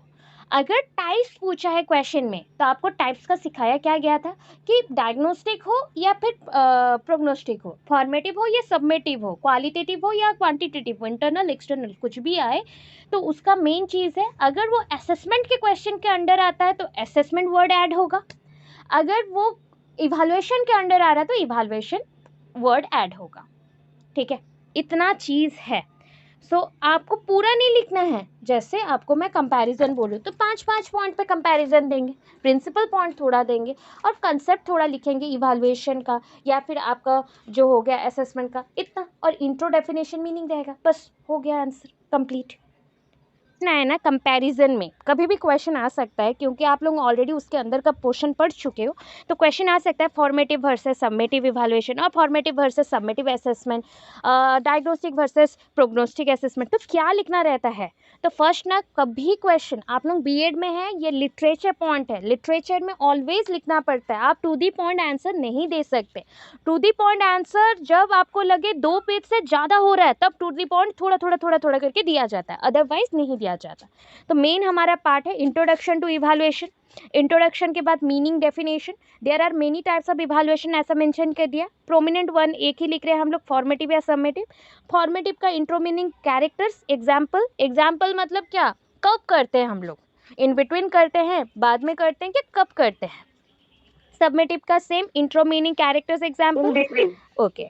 फिर कंपैरिजन देना है फॉर्मेटिव सबमेटिव का, फिर कंपैरिजन दे देना है फॉर्मेटिव सबमेटिव का। अब हो गया, ये लॉन्ग आए शॉर्ट आए आपका ऐसा, ऐसा ही आपका प्रोग्नोस्टिक वर्सेस डायग्नोस्टिक का भी होगा। ठीक है, ओके। मतलब कुछ कुछ पेडागोजिस में जैसे फिजिकल साइंस, मैथमेटिक्स, कुछ कुछ कॉमर्स या कंप्यूटर साइंस, इनमें मैंने देखा था डायग्नोस्टिक टेस्ट लॉन्ग क्वेश्चन है ये, और कुरुक्षेत्र बच्चों के तो सेकेंड ईयर वाले के तो है ही, कंपलसरी है, तो बहुत सारी चीज़ों में आपको हेल्पफुल होगा, एंड सीटेड भी आ रहा है, तो इसलिए पढ़ लो आराम से, आराम से पढ़ना। डायग्नोस्टिक ये समझो, पहले आप लोग कंसेप्ट को समझना सीखो, अगर कंसेप्ट समझ गए ना तो नहीं भूलोगे, कंसेप्ट को समझोगे नहीं भूल जाओगे, सडनली भूलोगे और उसके अकॉर्डिंग वर्ड्स ही माइंड में नहीं आएगा। याद रखना डायग्नोस्टिक टेस्ट क्या होता है कि जस्ट लाइक डॉक्टर डायग्नोसिस करते हैं, किसको डायग्नोसिस करते हैं, टीचर को करेंगे क्या, या लर्नर्स को करेंगे, या फिर पेशेंट को करेंगे, ऑब्वियसली पेशेंट को करेंगे। तो वैसे टीचर यहाँ पे डॉक्टर का रोल प्ले कर रहे हैं, लर्नर्स पेशेंट का रोल प्ले कर रहे हैं। ठीक है, लर्नर्स पेशेंट का रोल प्ले कर रहे हैं। अभी लर्नर्स को अगर कुछ भी डिफ़िकल्टीज़ होता है, जैसे आपको डिफ़िकल्टीज़ हो रहा है, तो उसको सॉल्व करने का जिम्मेदारी किसका है, मेरा है, टीचर हूँ मैं, इसलिए यहाँ पे बस प्रॉब्लम्स है रिलेटेड टू एजुकेशनल डिफ़िकल्टीज़ बोला गया, एजुकेशन से रिलेटेड जितने भी इश्यूज़ हैं उसको हम यहाँ पे डिटरमाइन करेंगे, आफ्टर दैट उन प्रॉब्लम्स का सोल्यूशन देंगे। That the scope of diagnosis, educational diagnosis is much larger than the use of test और एग्जामिनेशन। जो आप बोलते हो ना नॉर्मल टेस्ट एंड एग्जामिनेशन, उससे भी ये बड़ा कंसेप्ट है, बहुत बड़ा कंसेप्ट है। इसमें टेस्ट भी करना पड़ता है, एग्ज़ाम भी करना पड़ता है, इवैल्यूएट भी करना पड़ता है, असेसमेंट भी करना पड़ता है, तो हर टाइप का चीज़ यहाँ पे रहता है। इसका स्कोप बहुत ही लिमिटेड नहीं है, हम अगर प्रॉपर इसको यूज़ करने लगे ना तो इसका स्कोप बहुत बड़ा है।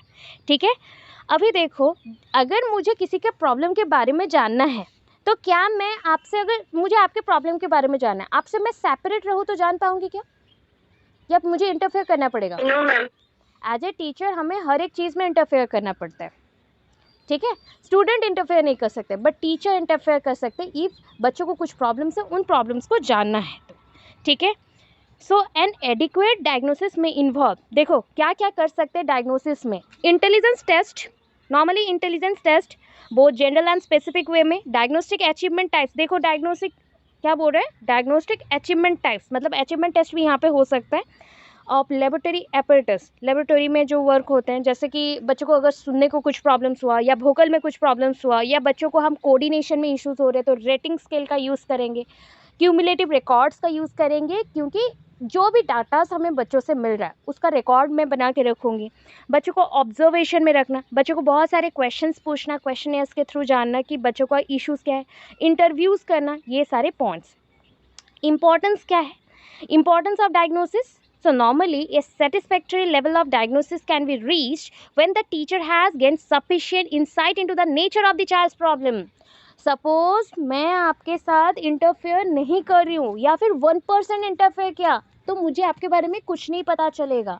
इफ एक बच्चे को कुछ भी प्रॉब्लम है, ऐसे एक स्टूडेंट थी हमारी, पता है प्रीवियस बैच में थी, मतलब ये हो गया मेरा 5th बैच, आप सब चल रहे, 4th बैच वाले कुछ सेकेंड ईयर बच्चे हैं, 1st ईयर वाले ये मेरा 5th बैच है। तो ये 3rd बैच में जो थे, एक मैडम थी जिनका एज था अराउंड 48-49, वो अभी सेंट पॉल्स में वाइस प्रिंसिपल के पोस्ट में है। उनको इश्यूज़ क्या हुआ, ऐसा नहीं है, लर्नर्स कोई भी एज का हो सकता है, आप सिर्फ मत सोचो कि छोटे बच्चे, लर्नर्स कोई भी एज का हो सकता है, मुझे भी कभी कभी प्रॉब्लम्स होते हैं। तो सपोज़ उनको मुझे डायग्नोसिस करना पड़ा, तो उनके साथ मुझे बात भी करना पड़ा। वो बहुत ही ज़्यादा टेंस्ड हो जाती है बहुत जल्दी, उनको हाथों में प्रॉब्लम्स आता है लिखते वक्त, बहुत ज़्यादा इश्यूज़, बहुत काम के प्रेशर में उनका एक साइड का नर्व्स काम करना बंद कर दिया, इश्यूज़ हुए, बैक पेपर्स का बहुत डर लगा तो वो भूल जा रहे हैं पढ़ाई, बहुत सारे टेंशन्स आ गए। तो उस टाइम टीचर को ही है जो वो गाइड करेंगे, जो जैसे जैसे आपको बोला जाता है हल्का फुल्का जो भी बातें बोली जाती है आपको रिलैक्स करने के लिए, वो बातें एक्चुअल में डायग्नोसिस का एक पार्ट है। समझ आए? मैंने एग्जाम्पल दिया, आप समझो। अभी आप नॉर्मली किसी भी टीचर, अगर टीचर हो तो स्टूडेंट से आप कोई भी हर्ष वर्ड में बात मत करना। हाँ, नॉर्मल उन पर गुस्सा कर सकते हो बट गाली गलौज नहीं, या कोई भी ख़राब बात नहीं। तो उनको कैसे आप मॉडिफाई करोगे ये इसी आपके ऊपर डिपेंड करता है। आप अगर कूल हो, काम हो, तो ऑब्वियसली वन डे वो चेंज हो जाएगा। तो इसलिए आराम से उनके साथ प्लानिंग करते हुए उनके बारे में जानना पड़ेगा, तो उनका नेचर हमें जानना पड़ेगा, इनसाइट लर्निंग करना पड़ेगा कि उनके अंदर का प्रॉब्लम क्या है, ये जानने के लिए उनका मैक्सिमम इफेक्टिवनेस इन टीचिंग। हमें देखो, मैक्सिमम अटेंटिव वो होने के लिए मुझे एफर्ट बहुत ज़्यादा लगाना पड़ेगा। जैसे उनके लिए मेरा पढ़ाई बहुत हेल्पफुल हो, आपके लिए मेरा पढ़ाई अगर हेल्पफुल करवाना है ना, तो मुझे बहुत मेहनत करना पड़ता है। वही चीज़ बोला गया, when the nature extend and causes a child's retardation. देखो, अगर एक प्रॉब्लम आपके अंदर बढ़ते जा रहा है ना, तो आप ना जितना भी पढ़ लो आगे नहीं बढ़ सकते, पीछे ही चलते चलोगे।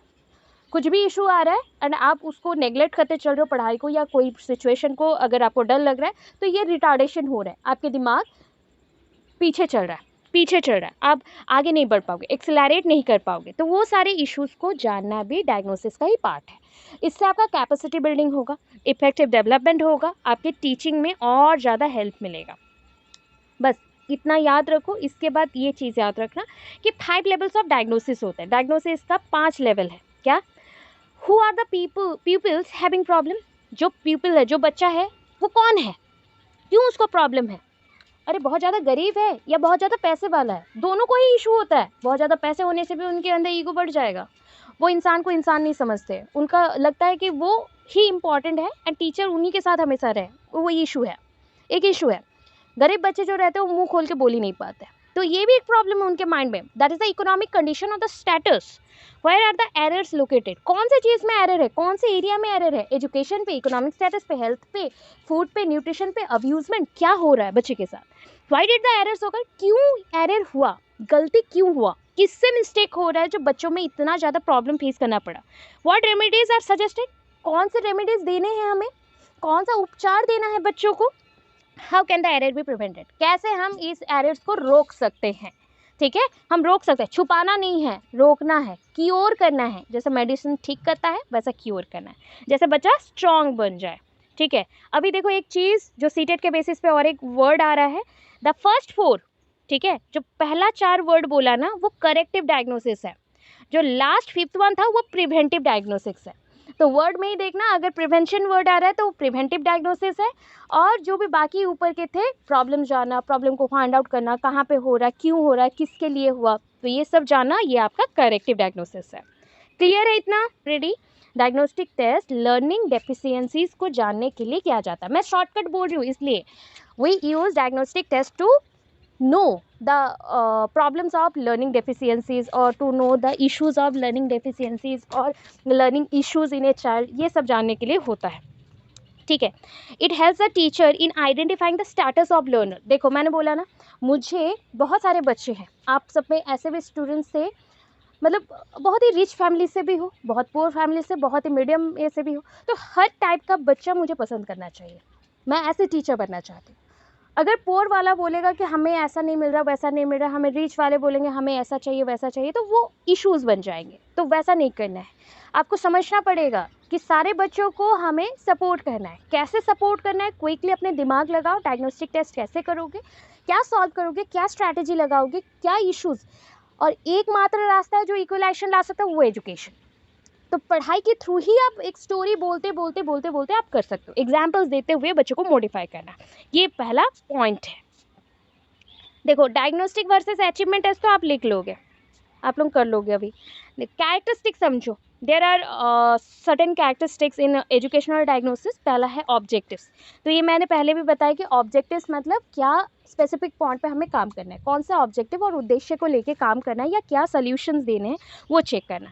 किस फैक्टर्स के वजह से बच्चों को प्रॉब्लम्स हो रहा है, कौन सा फैक्टर्स बच्चे बियर कर रहे हैं, क्या उनको इश्यूज क्यों हो रहे हैं, ये सारे पॉइंट्स आ गए। ठीक है, तो उसके बेसिस पे बच्चों को हम पहले क्या करेंगे, ऐसा डायग्नोसिस देंगे, एजुकेशनल डायग्नोसिस जो उनको इफेक्टिव वे से क्योर कर सके, वो इश्यूज़ को, डिफ़िकल्टी को सॉल्व कर सके, बच्चों के जो एसेट्स हैं, पोटेंशियल जो पावर्स हैं, जो उनके अंदर जो इंटेंशंस है वो पॉजिटिवली उनके अंदर इन्हांस हो जाए। ठीक है, नेक्स्ट वैलिडिटी, ऑलरेडी समझा है, validity refers to the evidence. Always याद रखो, अगर एविडेंस वर्ड के साथ जुड़ा हुआ है तो वो वैलिडिटी है। मतलब ये जो मैंने एक प्रोसेस बनाया, चलो एक स्ट्रैटेजी बना रही हूँ, ये स्ट्रैटेजी हर एक IQ के बच्चे के लिए होना चाहिए इक्वली। ऐसा हो जो एक पुअर IQ वाला भी बच्चा समझ जाए, ऐसा हो कि हायर IQ वाला भी समझ जाए, सबके लिए बेनिफिशियल हो, सबके लिए मॉडिफिकेशन हो पाए। इन्वेस्टिगेशन करना, वैलिडेशन में इन्वेस्टिगेशन, जस्टिफिकेशन, एविडेंस, ये इसका नाम रहता है। तो ये क्विक मेथड है, हम जो प्रोसेस बनाते हैं वो प्रोसेस उसके लिए काम कर रहा है कि नहीं या इक्वली इम्पॉर्टेंट है कि नहीं, उसे चेक करने के लिए बनाया जाता है। ये वैलिडिटी है to solve the problem correctly. ठीक है, उसका एग्जाम्पल्स देना। ऑब्जेक्टिविटी ऊपर पढ़ चुके हैं। रिलायबिलिटी, अभी देखो, increase in reliability is related to the decrease in the fluctuation in the conclusion. Suppose मैं कुछ टेस्ट बना रही हूँ, बिकॉज डायग्नोस्टिक एक टेस्ट है, इवैल्यूएशन या असेसमेंट है, तो अगर मैं उसको फॉर्मेट वाइज बनाती भी हूँ, अगर एक बच्चा के लिए वो बस बेनिफिशियल होता है, क्या ये करेक्ट होगा? और हमेशा ये अलग अलग रिजल्ट देता हो, हमेशा अलग अलग रिजल्ट देता हो, तो क्या चलेगा?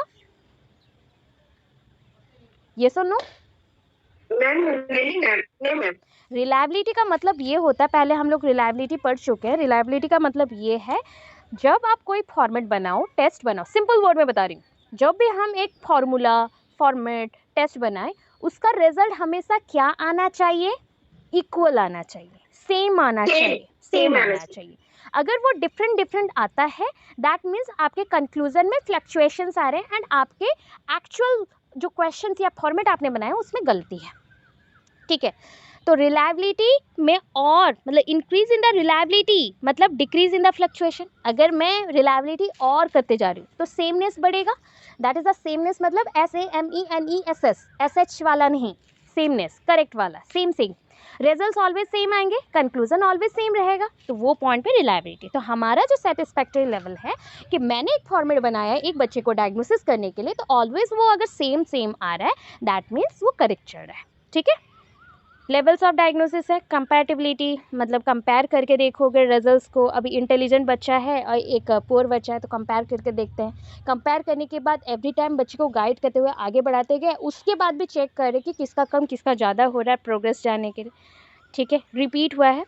एग्जैक्टनेस, देखो अभी जितना आपने एनालिसिस किया, एग्जैक्टली अगर एनालिसिस नहीं किया तो रिजल्ट फ्लक्चुएशन हो सकते हैं। जैसे एक चीज़ बता रही हूँ, आप लोगों ने 2 टाइप के वेइंग मशीन देखे होंगे। वेइंग मशीन, वेट वाला मशीन देखा होगा। एक नॉर्मल पहले वाला आता था, याद आता होगा, पहले वाला होगा। अभी का एक होता है जो डिजिटल वाले फॉर्मेट में है। अच्छा, which one is very accurate? What did you think, क्या होता है? Digital ma'am, digital. मुझे अगर हो रहे कि हम लोग डायग्नोस्टिक टेस्ट को बार बार कर रहे हैं, typical classes to discover their exactness. हम लोग क्यों बार बार रिपीटेडली एक चीज़ को करते हैं? एग्जैक्टनेस को ढूंढने के लिए, कि एग्जैक्टली ये हो रहा है। एग्जैक्टनेस को ढूंढने के लिए ये किया जाता है। जितना एग्जैक्टनेस बढ़ेगा तो बोलो डायग्नोसिस को कम करे या ज़्यादा करे, या प्रोग्रेस ज़्यादा अच्छा हो रहा है? क्या हो रहा है बताओ? अगर मेरा रिजल्ट अभी करेक्ट आता चल रहा है तो और मैं डायग्नोसिस करूँगी, कम हो जाएगा ना? प्रोग्रेस अच्छा होगा, डायग्नोसिस कम होते जाएगा, डायग्नोसिस का प्रोसेस कम होते जाता है। जैसे हमारा बीमारी ठीक होते जा रहा है तो क्या हम और डॉक्टर के पास जाते हैं? नहीं ना। हम करेक्ट होते जा रहे नहीं हैं। तो मैम, हम नो। वही चीज़ बोला जा रहा है कि डायग्नोसिस का जो रिपीटेशन है वो धीरे धीरे रिड्यूस होता है जब एग्जैक्टनेस आता है, मतलब जितना एग्जैक्टनेस पे हम लोग चलेंगे उतना हमारा प्रॉब्लम सॉल्व होते जाएगा। कंप्रीहेंसिवनेस मतलब डिटेल, लिमिटेड पॉइंट पे है बट डिटेल चीज़ों को बताएगा, लिमिटेड पॉइंट है बट डिटेल चीज़ों को बताएगा, ठीक है। इनकम्प्लीटनेस बहुत ही प्रॉब्लम देता है और डिटेल चीज़ें नहीं बताता, किसी के भी प्रॉब्लम्स को डिटेलली वो डिफाइन नहीं कर पाता, डायरेक्ट नहीं कर पाता। Appropriateness and exactness is same, ठीक है। देखो कुछ एग्जांपल्स दे रही हूँ। Certain changes are may be desirable in boy and girls, ठीक है। बॉयज़ में कुछ चेंजेस होते हैं अराउंड 14 से 15 में एज में, गर्ल्स में भी चेंजेस होते हैं, but nowadays it is possible कि चेंजेस जो हो रहे हैं वो मतलब एज 8 से भी हो सकता है, मतलब अर्ली एज पीरियड से भी स्टार्ट हो सकता है, जैसे कि चाइल्डहुड पीरियड से स्टार्ट ही हो गया, 8-9 से मेंस्ट्रुएशन साइकिल स्टार्ट हो गया, पीरियड स्टार्ट हो गया, इसमें कुछ प्रॉब्लम्स नहीं है। बॉडी में कुछ भी इश्यूज हो सकते हैं, हार्मोनल चेंजेस फास्ट लो हो सकता है, ये जेनेटिकल भी है हार्मोनल भी है, तो हो सकते हैं। तो हम क्या बोल सकते हैं कि एप्रोप्रिएट हमेशा हर एक लड़कियों के लिए या हर एक लड़का के लिए सेम रहेगा? क्या सेम रहेगा age? No ma'am, no. No so ma'am. Exactness and appropriateness थोड़ा सा डिफर करता है। एग्जैक्टनेस क्या बोलता है कि हमेशा रिजल्ट एग्जैक्ट आना चाहिए। एप्रोप्रिएटनेस क्या बोलता है जिस समय पे होना चाहिए उसी समय पे हो, तो उसको एप्रोप्रिएट बोलते हैं। बट यहाँ पे क्या है, कैरेक्टर्स को हम फोकस करके देखेंगे तो कुछ कैरेक्टर्स के लिए ही बस एप्रोप्रिएटनेस वर्ड आता है, बाकी कुछ टॉपिक्स ऐसे हैं जिसके लिए एप्रोप्रिएट वर्ड हम यूज़ नहीं कर सकते, ठीक है। जस्ट लाइक मैच्योरिटी चेंजेस होता है, ये इंडिविजुअल टू इंडिविजुअल डिफर करेगा, तो इसके लिए हम यूज़ नहीं करेंगे। Practicality, valid and reliable diagnostic process आ गया है, प्रोसीजर आया है, तो ये प्रैक्टिकलिटी है। प्रैक्टिकली हम यूज़ कर सकते हैं, उसके लिए जो भी उसका डिमांड है, जो भी एक्टिविटीज़ हैं वो उसके अकॉर्डिंग हम परफॉर्म करेंगे। क्वालिफाइड ये डायग्नोस्टिशियंस हमें नहीं चाहिए, और स्पेशलिस्ट जो बोला गया ऐसा कुछ नहीं चाहिए। These are the characteristics, okay.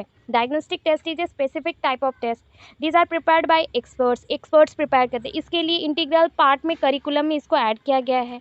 Clarifying and important objectives रखे गए हैं। It's test item should require response to be made to situation approximating as closely as possible to be functional. जितना हमें अप्रोप्रिएट हो सके उतना अप्रोक्सीमेशन में क्लोज वे से फंक्शंस को कैरी आउट करना है। It must be based on experimental evidences, because reliability present है तो एक्सपेरिमेंटल तो होना ही है, और वैलिडेशन भी प्रेजेंट है तो होगा ही, एविडेंसेस चाहिए। It should reveal the mental process, obvious है हमें यहाँ से लर्निंग डिफ़िकल्टीज़ के बारे में और मेंटल रिटार्डेशन के बारे में, बच्चों के बारे में पता चलता है, तो हम उसी इश्यूज़ को सॉल्व कर सकते हैं। इट शुड सजेस्ट और provide the specific remedial procedure दे सकता है एरर को डिटेक्ट करने के लिए, एरर को सॉल्व करने के लिए सिस्टमैटिकली। ये लॉन्ग प्रोसेस है, बहुत लॉन्ग टाइम तक चलता है और लॉन्ग टर्म में इस पर काम करना पड़ेगा। It should be design to check forgetting by constant review of difficult elements, जो डिफ़िकल्ट एलिमेंट्स हैं उसको हम सॉल्व करके फुल्ली बच्चे को सपोर्ट कर सकते हैं और सॉल्व कर सकते हैं। It should reveal people's progress in objective terms, ये बच्चे का कितना प्रोग्रेस हुआ है, इंडिविजुअल बच्चों के इश्यूज़ को लेके प्रोग्रेस को दिखाता है। फंक्शंस लिखोगे ऊपर के जो भी पॉइंट्स हैं ना उसके साथ ही है। टू डायरेक्ट द करिकुलम में क्या क्या चेंजेस करेंगे, टीचर्स के लिए ऑब्जेक्टिव्स बनाएंगे, बच्चों के लिए ऑब्जेक्टिव्स बनाएंगे, क्लैरिफाई करेंगे, बच्चों के वीकनेस स्ट्रेंथ को रखेंगे, इंस्ट्रक्शनल प्रोग्राम्स जो दिए गए उसके वीकनेस स्ट्रेंथ को रखेंगे, डिस्कवर करेंगे इनएडिक्वेट, अगर करिकुलम इनएडिक्वेसीज हैं मतलब उसमें कमियां हैं खामियां हैं तो उसको करेंगे, कंटेंट ऑर्गेनाइजेशन पे करेंगे। इतना करो और नहीं जानना है, उसी चीज़ को रिपीट किया है। देखो कंस्ट्रक्शन ऑफ डायग्नोस्टिक टेस्ट जो बोला गया इस पे काम करो, फंक्शन को रिपीट कर देना हो जाएगा। Diagnostic test may be either standardize और टीचर मेड। अच्छा याद है ना टेस्ट कितने टाइप के होते हैं, अचीवमेंट टेस्ट पे पढ़ा था, 2 टाइप के होते हैं, एक होता है स्टैंडर्डाइज, एक होता है टीचर मेड। स्टैंडर्डाइज मतलब जो होल अथॉरिटी के लिए सेम हो, अथॉरिटी के थ्रू बना होगा, हायर अथॉरिटी के लिए हायर अथॉरिटी के थ्रू बना होगा, सारे लोगों के लिए, सारे टीचर्स के लिए बना होगा, सेम प्रोसेस में, सेम स्टैंडर्ड पे, सेम स्कोरिंग के साथ, और उसका फ्रेमवर्क या ब्लूप्रिंट भी सेम रहेगा। टीचर मेड टेस्ट खुद से टीचर बनाएगा अपने अकॉर्डिंग, अपने नीड के हिसाब से। बस हो गया, उतना लिखे। अभी प्रिपरेशन ऑफ डायग्नोस्टिक टेस्ट देखो, प्रिपरेशन में क्या है ना, यहाँ पे planning, writing items, assembling test, providing directions, preparing scoring की एंड रिव्यूइंग द टेस्ट। अगर मैं बोलूँ थोड़ा सा ध्यान से देखना, अचीवमेंट टेस्ट में स्टेप्स याद है, पहले क्या था, प्लानिंग ना, प्लानिंग किया, प्लानिंग किया, और ऊपर के साइड में आया राइटिंग आइटम्स, ऊपर के साइड में था राइटिंग, एडिटिंग, रिव्यूइंग, वो वर्ड्स आए। उसके अकॉर्डिंग मटेरियल सिलेक्ट करना, असेंबलिंग आइटम्स, मटेरियल सिलेक्ट करना, ठीक है। फिर क्या आया, जो भी हमने मटेरियल सिलेक्ट किया उसके बेसिस पे providing direction and preparing scoring की। स्कोरिंग की मतलब वही, अब पहले फिर से आ गया ब्लूप्रिंट। फिर नेक्स्ट आया रिव्यूइंग द टेस्ट, जो भी हमने किया उसको रिव्यूइंग करना। सो वहाँ पे जो लिखे हो उतना ही लिखना है। प्लानिंग, आप जानते हो प्लानिंग में क्या करोगे, प्लान बनाओगे। पहले कोई एक प्रोसेस को काम करने के लिए, या डायग्नोस्टिक टेस्ट है तो टेस्ट को वर्किंग करवाने के लिए हमें प्लानिंग करना पड़ेगा कि कैसा करना है, कौन से प्रोसीजर पे करना है, कैसे हम कंटेंट को ब्रोक कर दे छोटे छोटे पीसेस में और छोटे छोटे वर्क को करके लेके जाएं। उसके लिए टेस्ट आइटम्स ढूंढने, तो उस कंसर्न में जितने भी ऑब्जेक्टिव्स हैं उसको फाइंड आउट करना, जो भी वीकेस्ट लिंक्ड है या फिर स्ट्रॉन्गेस्ट पॉइंट है, स्ट्रेंथ वाले पॉइंट है, उसको ढूंढना, उसके बेसिस पे चूज़ करना। राइटिंग आइटम्स जैसे ऐसे type question, short answer type question, objective type question, ऐसा चूज़ करना जो अभी करके आए हो। असेंबलिंग द टेस्ट, अभी ब्लूप्रिंट मैंने बोला था ना, ब्लूप्रिंट बनाना है, तो आप चाहो तो ब्लूप्रिंट के भी पॉइंट यहाँ पे ऐड कर दो ना, हो जाएगा, कोई प्रॉब्लम नहीं है। And lastly providing direction and preparing the scoring की, तो हम क्या करेंगे, अभी इंस्ट्रक्शन देंगे। Providing direction and preparing scoring की मतलब हो गए इंस्ट्रक्शंस दोगे, और उसके साथ ड्राफ्ट भी बनाओगे। जो आपके ब्लूप्रिंट में जो लास्ट टेबल था याद है, ऐसे टाइप क्वेश्चन के लिए इतना, लॉन्ग शॉर्ट आंसर टाइप के लिए इतने क्वेश्चन इतना मार्क्स, ऑब्जेक्टिव टाइप क्वेश्चन के लिए इतने क्वेश्चन इतना marks, very short answer type question के लिए इतने मार्क्स इतने क्वेश्चन, तो उसको ही बोला गया है ड्राफ्ट। उसको ड्राफ्ट बना के रखना है विथ स्कोरिंग की, जो बोलते हैं स्कोरिंग की भी वही है, मार्किंग स्कीम और स्कोरिंग की वही ब्लूप्रिंट है। नेक्स्ट क्या है, नेक्स्ट आपका आता है रिव्यूइंग द टेस्ट। अभी मैंने बिफोर प्रिंटिंग द टेस्ट, अभी मैंने टेस्ट करने से पहले क्या करूँगी ना, एडिट करना है तो एडिटिंग करूँगी, रिव्यूड करूँगी, एंड जो भी पॉइंट्स एरर्स है उसको रेक्टिफाई करके एलिमिनेट कर दूँगी, और ओरिजिनल जो चीज़ें चाहिए फिर से डाल दूँगी। यूजेस, ऊपर यूजेस लिख चुके हैं तो हम बार बार नहीं लिखेंगे, मैंने बस कंक्लूजन डालना है हमें। ये useful test not only provide the information about the student, देखो अचीवमेंट टेस्ट के लिए भी ये आप लिख सकते हो, कोई भी टेस्ट आया ना ये कंक्लूजन लिख सकते हो, क्या है, a useful test not only provides information about the students achievement but also reveals the instructional effectiveness as well. एक यूजफुल जो टेस्ट होता है वो सिर्फ आपको किसी एक पर्टिकुलर बच्चे का अचीवमेंट के बारे में नहीं बताता, बल्कि ये आपको रिवील भी करता है कि इंस्ट्रक्शनल जो इफेक्टिवनेस है, मतलब इंस्ट्रक्शनल जो ऑब्जेक्टिव्स हमने यूज़ किए थे वो कितना हेल्पफुल है या नहीं है। If we examine individual performance, अभी हम चेक करेंगे इंडिविजुअल परफॉर्मेंस को, बच्चों के इंडिविजुअल जो भी प्रॉब्लम्स है उसको चेक करेंगे, उनका सक्सेस को चेक करेंगे, तो we should be able to determine each student degree of proficiency, मतलब हाउ मच बच्चा या स्टूडेंट नीड और student acquire something, each objectives को कितना वो फुलफिल करता है, ये चीज़ पूरा होता ही यहाँ से। क्या हम क्लियर हैं?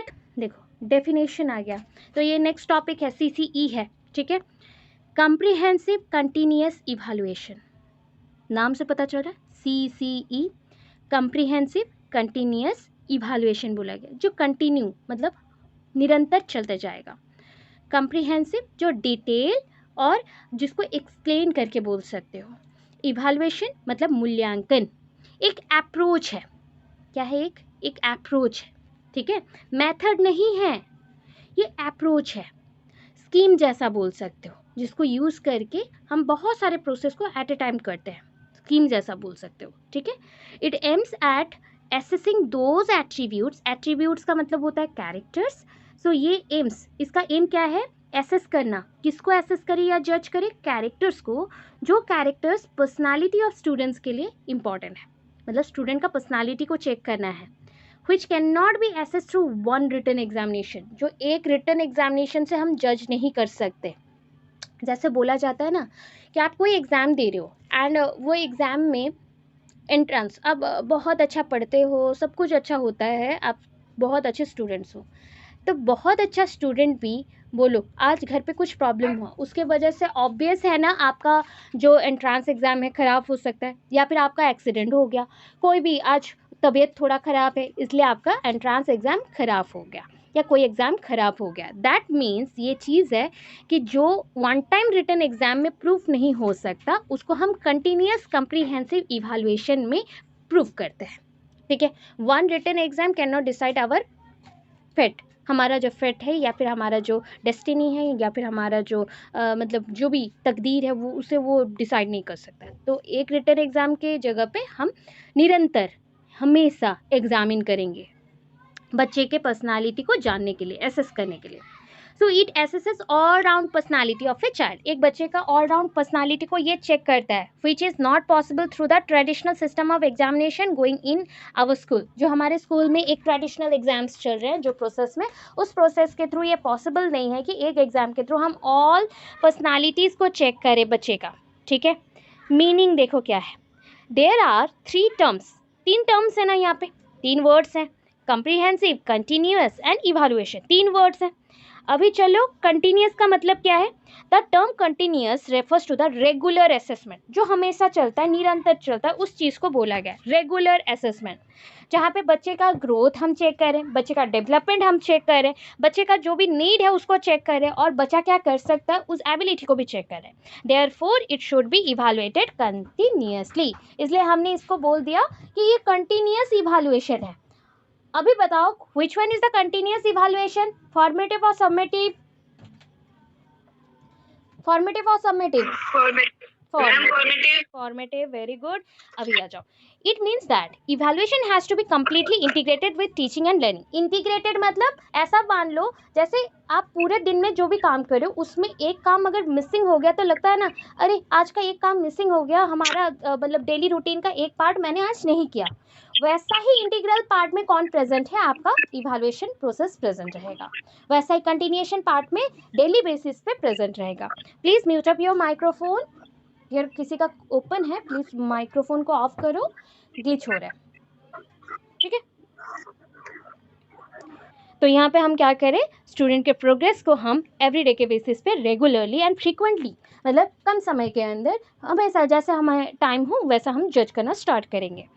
कॉम्प्रिहेंसिव क्या है, the term refers to both scholastic and non scholastic areas. Scholastic मतलब जानते हो, स्कूल, स्कूल के जितना भी एक्टिविटीज़ है उसमें हम जज करेंगे। नॉन स्कॉलास्टिक एरिया मतलब स्कूल के बाहर भी होगा, मतलब जैसे हो गया आपके लर्निंग में, लर्निंग को छोड़ दो, मतलब एक्स्ट्रा लर्निंग में या फिर सिंगिंग में। Yes ma'am, scholastic and non scholastic को हम curricular and non curricular activity co-curricular, that is a co-curricular and curricular and co-curricular activities बोल सकते हैं। ओके ओके, सो स्कॉलास्टिक आपका स्कूल वाले जितने भी हो गए, मतलब एकेडमिक सेक्शन में जो भी यूज़ होता है, दैट मीन्स द करिकुलर हो गया। एंड नॉन करिकुलर नहीं, को करिकुलर या नॉन स्कॉलास्टिक मतलब स्कूल से ही रिलेटेड होगा बट स्कूल के बाहर होगा। ठीक है, स्कूल से रिलेटेड है, स्टडी से रिलेटेड है, सिंगिंग, डांसिंग, गेमिंग, क्रिकेट, जो भी चीज़ें हो सकती हैं वो सारी चीज़ें। ठीक है, उसमें हम चेक करेंगे बच्चों के प्रोग्रेस को।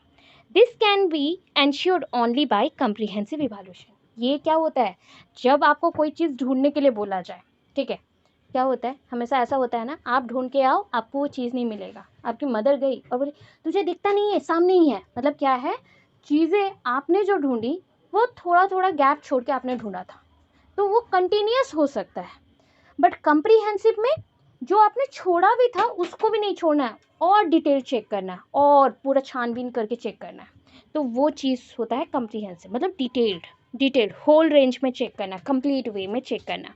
It includes aspects of his personality. देखो बच्चों के पर्सनालिटीज़ को यहाँ पे चेक किया जा रहा है, जैसे कि एस्पेक्ट जितने भी है, फिजिकल, इंटेलेक्चुअल, सोशल, इमोशनल, सारी चीज़ों को चेक करते हैं। इवैल्यूएशन के बारे में याद है कि नहीं बताओ, लिख सकते हो इवैल्यूएशन, देन एक्स्ट्रा नहीं पढ़ेंगे हम। इवैल्यूएशन का इंट्रो, मीनिंग, डेफिनेशन, टाइप्स यहाँ पे लिख सकते हैं आप। सारे बच्चों को पूछ रही हूँ, कुरुक्षेत्र वाले तो लिख लेंगे, सेकंड ईयर वाले लिख लेंगे, first year YVU, ANU and Kurukshetra first year लिख पाएंगे आप, हाँ या ना, जल्दी बोलो।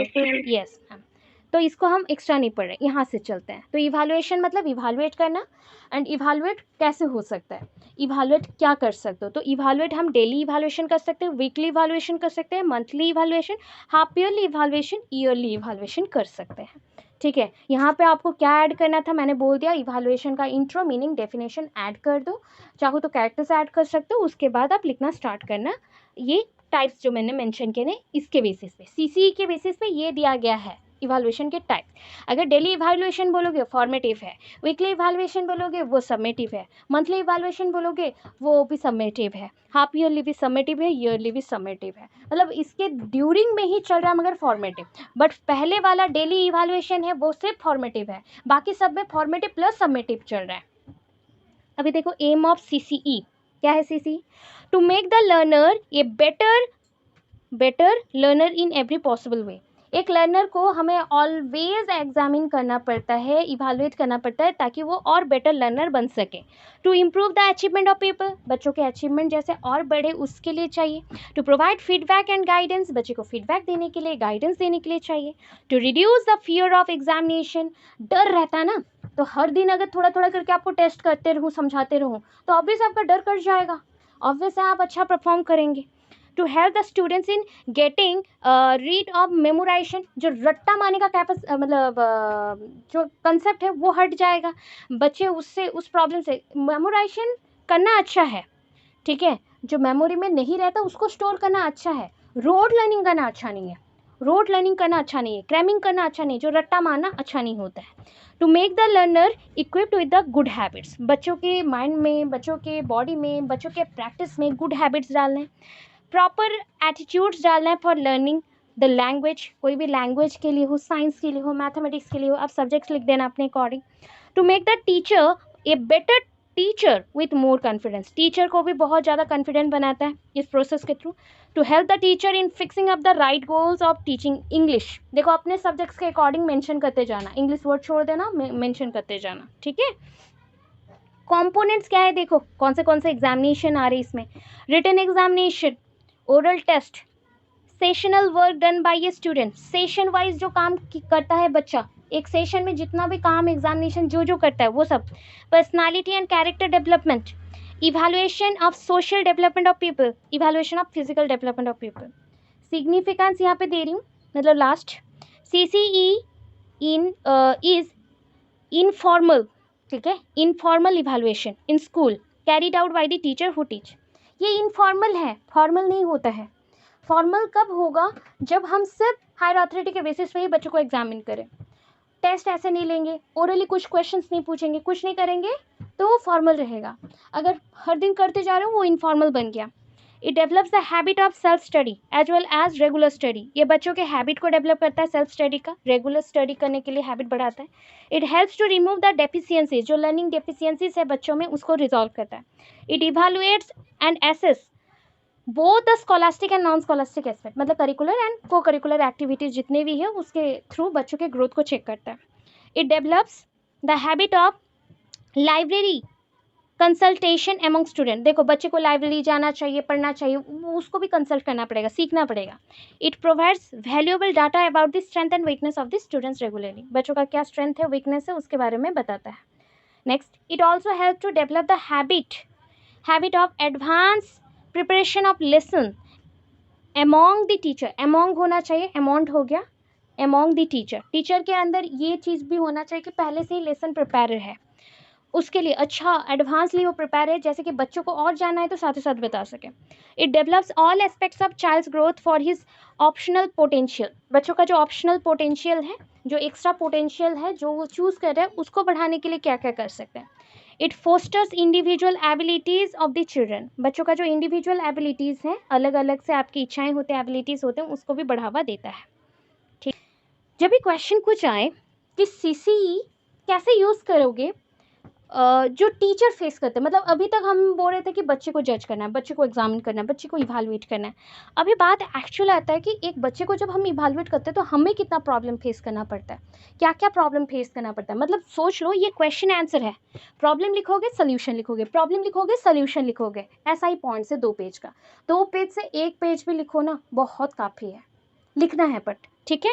सो ये teacher usually comes across with A plenty general and specific difficulties, पता है मतलब एक टीचर बनना भी इजी नहीं है, उसको भी अपने लाइफ में बहुत सारे इश्यूज से गुजरने पड़े हैं, बहुत सारे डिफ़िकल्टीज देखना पड़ता है, बहुत सारे वीकनेसेस स्ट्रेंथ उसके भी हैं, उस वीकनेसेस के साथ उसको काम करना पड़ता है, तब जाके वो टीचर बनता है, ठीक। ठीक है। एकेडमिक बिहेवियर में उसे स्ट्रांग होना पड़ेगा, एडमिनिस्ट्रेटिव सेक्शंस में भी उसको स्ट्रांग होना पड़ेगा, तब जाकर एक टीचर को अगर जॉब भी मिलता है गवर्नमेंट या प्राइवेट तो वहाँ पे वो स्टे कर पाता है, अदरवाइज उसको भी निकाल दिया जाता है। तो ये सारी चीज़ों के बाद अभी प्रॉब्लम्स आता है कि बच्चों के साथ हमें क्या इश्यूज होता है, lack of prerequisite knowledge and skill. ठीक है, एक्चुअली नीचे नीचे आपको एक्सप्लेनेशन दिए जा रहे हैं, तो एक्सप्लेनेशन पॉइंट को काट सकते हो, ये जो पॉइंट दिख रहा है ना ये एक्सप्लेनेशंस हैं। तो आप जो डर रहे हो इतना पोर्शन नहीं लिखोगे तो भी चलेगा, यहाँ से इतना लिखना है, lack of prerequisite knowledge and skill. अगर एक टीचर के पास, सोच लो कि टीचर के पास पहले से उतना नॉलेज नहीं प्रेजेंट है जो नॉलेज उसके पास होना चाहिए था उस सब्जेक्ट का। जब हम एक बच्चे को पढ़ाते हैं उस रिलेटेड आपके पास पूरा नॉलेज होना चाहिए। आप अगर आंसर्स नहीं दे पा रहे, वन टाइम नहीं दे पा रहे हो, टू टाइम नहीं दे पा रहे हो, it's okay, but after acquiring some knowledge, जब आप फिर भी आंसर ना दे पाओ प्रॉपर, आपको नॉलेज में कन्फ्यूज़न आता हो, तब ये मिस्टेक है, डिफ़िकल्टीज है आपके अंदर भी प्रॉब्लम्स आ गए। तो lack of prerequisite knowledge and skill, आपके पास वो कौशल नहीं है या फिर आपके पास वो ज्ञान नहीं है पहले से। तो उस प्रॉब्लम का रेमेडीज़ क्या देंगे, देखो सोल्यूशन क्या देंगे, 2-4 पॉइंट, मैंने 4-4 पॉइंट लिखा है, 2-2 पॉइंट भी लिख सकते हो। तो individual guidance and tutoring to be carried out by the teacher in the extra period. सोच लो, टीचर के पास नॉलेज का कमी हो सकता है, बच्चों के पास भी नॉलेज का कमी हो सकता है। अगर टीचर के पास कमी है तो टीचर खुद से सॉल्व करके रिजॉल्व करके आएगा, वो तो इजी है। बट अगर स्टूडेंट के पास कमी है तो स्टूडेंट के लिए वो एक्स्ट्रा क्लासेस देगा, एक्स्ट्रा गाइडेंस देगा, एक्स्ट्रा पीरियड्स वो लेगा। Taking the assistance of the peer, अभी टीचर पढ़ा नहीं पा रहा है तो दूसरे टीचर का हेल्प ले सकता है। अगर स्टूडेंट को समझ नहीं आ रहा है तो स्टूडेंट भी दूसरे स्टूडेंट का हेल्प लेंगे समझने के लिए। अरेंजिंग द प्राइवेट ट्यूशंस कर सकते हैं and asking them to get engagement और engaging in self study, engage in self study through the computer and ICT। अगर बच्चों को इंटरेस्ट नहीं आ रहा है पढ़ने में तो बच्चों को उसको इन्वॉल्व करने के लिए ICT एंड टेक्नोलॉजी का यूज़ करके पढ़ाओ। नेक्स्ट पॉइंट में क्या प्रॉब्लम्स आ सकता है, lack of positive attitude of the student towards a subject. अब स्टूडेंट के पास ना पॉजिटिव एटीट्यूड नहीं है, वो उस सब्जेक्ट को प्यार ही नहीं करता, पसंद नहीं करता, वो सब्जेक्ट उसको समझ नहीं आती, इसलिए उसको लगता है कि ये सब्जेक्ट डेविल है, एक डेमोन है, वो खा जाएगा उसे, ऐसा फील आता है। तो उसको कैसे सॉल्व करोगे, आप लोगों के माइंड में क्वेश्चंस आते हैं ना मैम कि ऐसे होगा तो क्या करेंगे, तो यहाँ पे मैं आपको दे रही हूँ सोल्यूशन। टीचर और to bring the desired changes in their methods of teaching. देखो, अगर एक बच्चे में उस सब्जेक्ट को लेके पढ़ने में इश्यूज हैं तो उसको रिजॉल्व वही टीचर कर सकता है। वो टीचर बट एक्सीलेंट होना चाहिए अपने सब्जेक्ट बेसिस पे। कैसा टीचिंग देगा, वो कुछ भी वैसे टीचिंग दे, टाइम लेके दे, बट टीचिंग दे, आराम से दे। उसको समझ नहीं आ रहा तो एक्टिंग करे, टीचिंग के कंसेप्ट को लेके एक्टिंग करे, टीचिंग के कंसेप्ट को लेके बच्चों को एंगेज करके एक्टिंग करवाए, या कोई चार्ट पेपर्स के थ्रू पढ़ाए, कोई स्मार्ट बोर्ड के थ्रू पढ़ाए, कुछ पिक्चर दिखा के पढ़ाए, बट पढ़ाए जैसे बच्चों का इंटरेस्ट आ जाए उस सब्जेक्ट में। ठीक है, मोटिवेट द स्टूडेंट, टीचर ही मोटिवेट कर सकते हैं। And learning from the simple to complex, मतलब आप ना हमेशा डायरेक्ट कॉन्क्रीट पॉइंट पे मत चले जाना, general point, simple points, then complex point तक हम मूव करेंगे। मतलब नोन टू अननोन पॉइंट, मतलब आपको थोड़ा बहुत आता है, ज़्यादा नहीं आता, तो हम पहले जो चीज़ें जानते हैं उस चीज़ से हम जो चीज़ें नहीं जानते वहाँ तक मूव करेंगे। Third problem in dealing with the plenty of levels of intelligence and performance. अभी बोला था आज के क्लास में, डायग्नोस्टिक टेस्ट में भी बोला था, अचीवमेंट टेस्ट में भी बोला था, बच्चे डिफरेंट टाइप्स के हैं, इंडिविजुअल डिफरेंसेस आर देयर, तो उनके इंटेलिजेंस के लेवल्स भी अलग होंगे, परफॉर्मेंस के लेवल्स भी अलग होंगे। उसके बेसिस पे आपको worksheet, assignment work, practical work बच्चों को करवाना पड़ेगा, वेरियस मैथड का अडेप्ट करना पड़ेगा, just like chalk and talk method, multimedia etcetera. ठीक है, फोर्थ प्रॉब्लम बता रही हूँ, difficulty in relation to making the student of a subject interesting and meaningful. देखो, बच्चों को समझा तो दे रहे हो बट ना सब्जेक्ट इंटरेस्टिंग नहीं हो रहा, मीनिंगफुल नहीं हो रहा, इसलिए बच्चे भूल जा रहे हैं, एक बार पढ़ने के बाद भूल जाते हैं। तो उसके लिए ICT का यूज़ करो, पिक्चर्स का यूज़ करो, उसके लिए पर्टिकुलर टाइप ऑफ मैथड्स का यूज़ करो, रियल लाइफ सिचुएशन का यूज़ करो, रियल लाइफ एग्जांपल्स का यूज़ करो, इंट्रोडक्शन दो डिफरेंट एक्टिविटीज़ का, यूजफुलनेस का, और इंटरेस्टिंग पर्पस को बताओ। फिफ्थ प्रॉब्लम में आता है, 5, 6, 7, 8, 9। तो अभी ना फिफ्थ वाला आपको लगता होगा बहुत बड़ा है, तो बड़ा नहीं है, यहाँ से यहाँ तक है। Difficulties arising with the misuse of the technology. देखो, जो बच्चे कभी कभी क्या कहते हैं गलत मिसयूज़ करना स्टार्ट करेंगे टेक्नोलॉजी का। तो बच्चे को लर्न करना है कंप्यूटिंग मतलब computation process, computer and the problem solving skill. Oral mathematics समझाओ बच्चे को, बहुत इजी होगा बच्चों के लिए ओरल मैथमेटिक्स समझाओगे। अभी जो और भी आ रहा है, क्या क्या आ रहा है बता सकते हो? मैथ्स में क्या करवा रहे बताओ, रिसेंटली क्या चल रहा है, बहुत जल्दी आपको समझ आना चाहिए। एक तो अबाकस चल रहा है, और क्या चल रहा है बताओ बच्चों को पढ़ाने के लिए? कौन सा मैथमेटिक्स चल रहा है अभी बच्चों को फटाफट से समझाने के लिए? कोई बोल सकता है?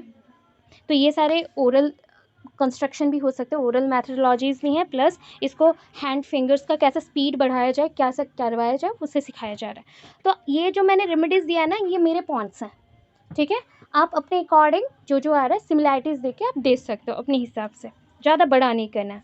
अभी next, non availability of the अच्छा optional instructional material and the laboratory facilities. अगर आपको लग रहा है कि स्कूल में ऑप्शनल वाले जितने भी इंस्ट्रक्शनल मटेरियल्स है वो नहीं है, इंस्ट्रक्शनल मटेरियल्स मतलब ऑडियो विजुअल एड्स नहीं है पढ़ाने के लिए, तो क्या करना पड़ेगा? स्कूल को ज़्यादा से ज़्यादा इक्विपमेंट्स लाने पड़ेंगे, लेबोरेटरी फैसिलिटीज़ देना पड़ेगा, इंस्ट्रूमेंट देना पड़ेगा, इतना। 7 पॉइंट में क्या है? Difficulty regarding the students absence, ठीक है। अगर बच्चा बहुत ज़्यादा एब्सेंट रहता है, एब्सेंटीज़ बहुत है वो, मतलब बच्चा एब्सेंटीज़ में काउंट हो जाता है, प्रेजेंस कम रहते हैं स्कूल में, तो क्या होगा? तो absent from the class is just like the, हम बोल सकते हैं ना, ये closely in terms of the proper learning of mathematics नहीं हो पाएगा, मैथमेटिक्स नहीं पढ़ पाएगा। मतलब मेन सब्जेक्ट चीज़ है ना मैथमेटिक्स, साइंस में प्रॉपर लर्निंग के लिए एवरीडे आना पड़ता है।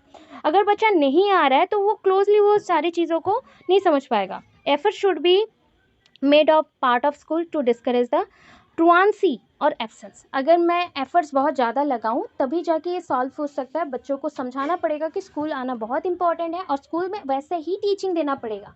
आजकल के टीचर्स क्या करते हैं, ट्यूशन्स के लिए मतलब बहुत ज़्यादा फोर्स करते हैं कि मेरे पास आ जाओ, मैं पढ़ा दूँगी घर पे और आप स्कूल पे मत पढ़ो, तो ये प्रॉब्लम है। अगर एक बच्चा स्कूल में पढ़ने के बाद भी आपसे एक्स्ट्रा पढ़ना चाहता है तो that's okay, you should give teaching, tutor teaching देना चाहिए।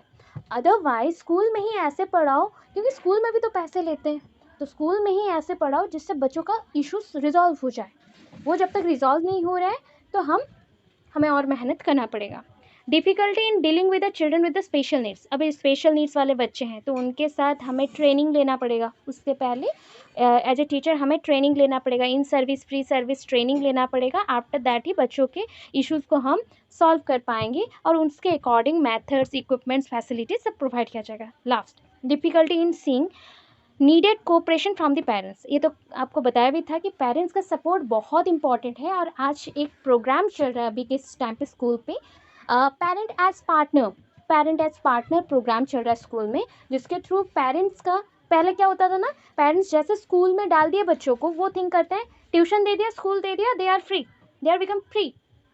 तो they are not free actually. बच्चा उनके साथ 10 घंटा 15 घंटा रहता है, और भी तो क्या करता है, क्या देखता है, क्या यूज़ करता है, मिसयूज़ करता है, क्या खाता है, हर चीज़ का ध्यान उन्हें रखना पड़ेगा। वो बच्चा बुक लाता है कि नहीं, पढ़ता है कि नहीं, होम टास्क करता है कि नहीं, वो खेलता है कि नहीं, वो थोड़ा सा माइंड फ्रेश करता है कि नहीं, सब कुछ के लिए वो भी जिम्मेदार है, तो उनका भी सपोर्ट होना चाहिए। तो एक साथ मिलके टीचर और पेरेंट्स मिलके अगर काम करेंगे तो ये रिजॉल्व होगा। Thanks for watching my videos. Guys, please subscribe my channel and share with your friends and family.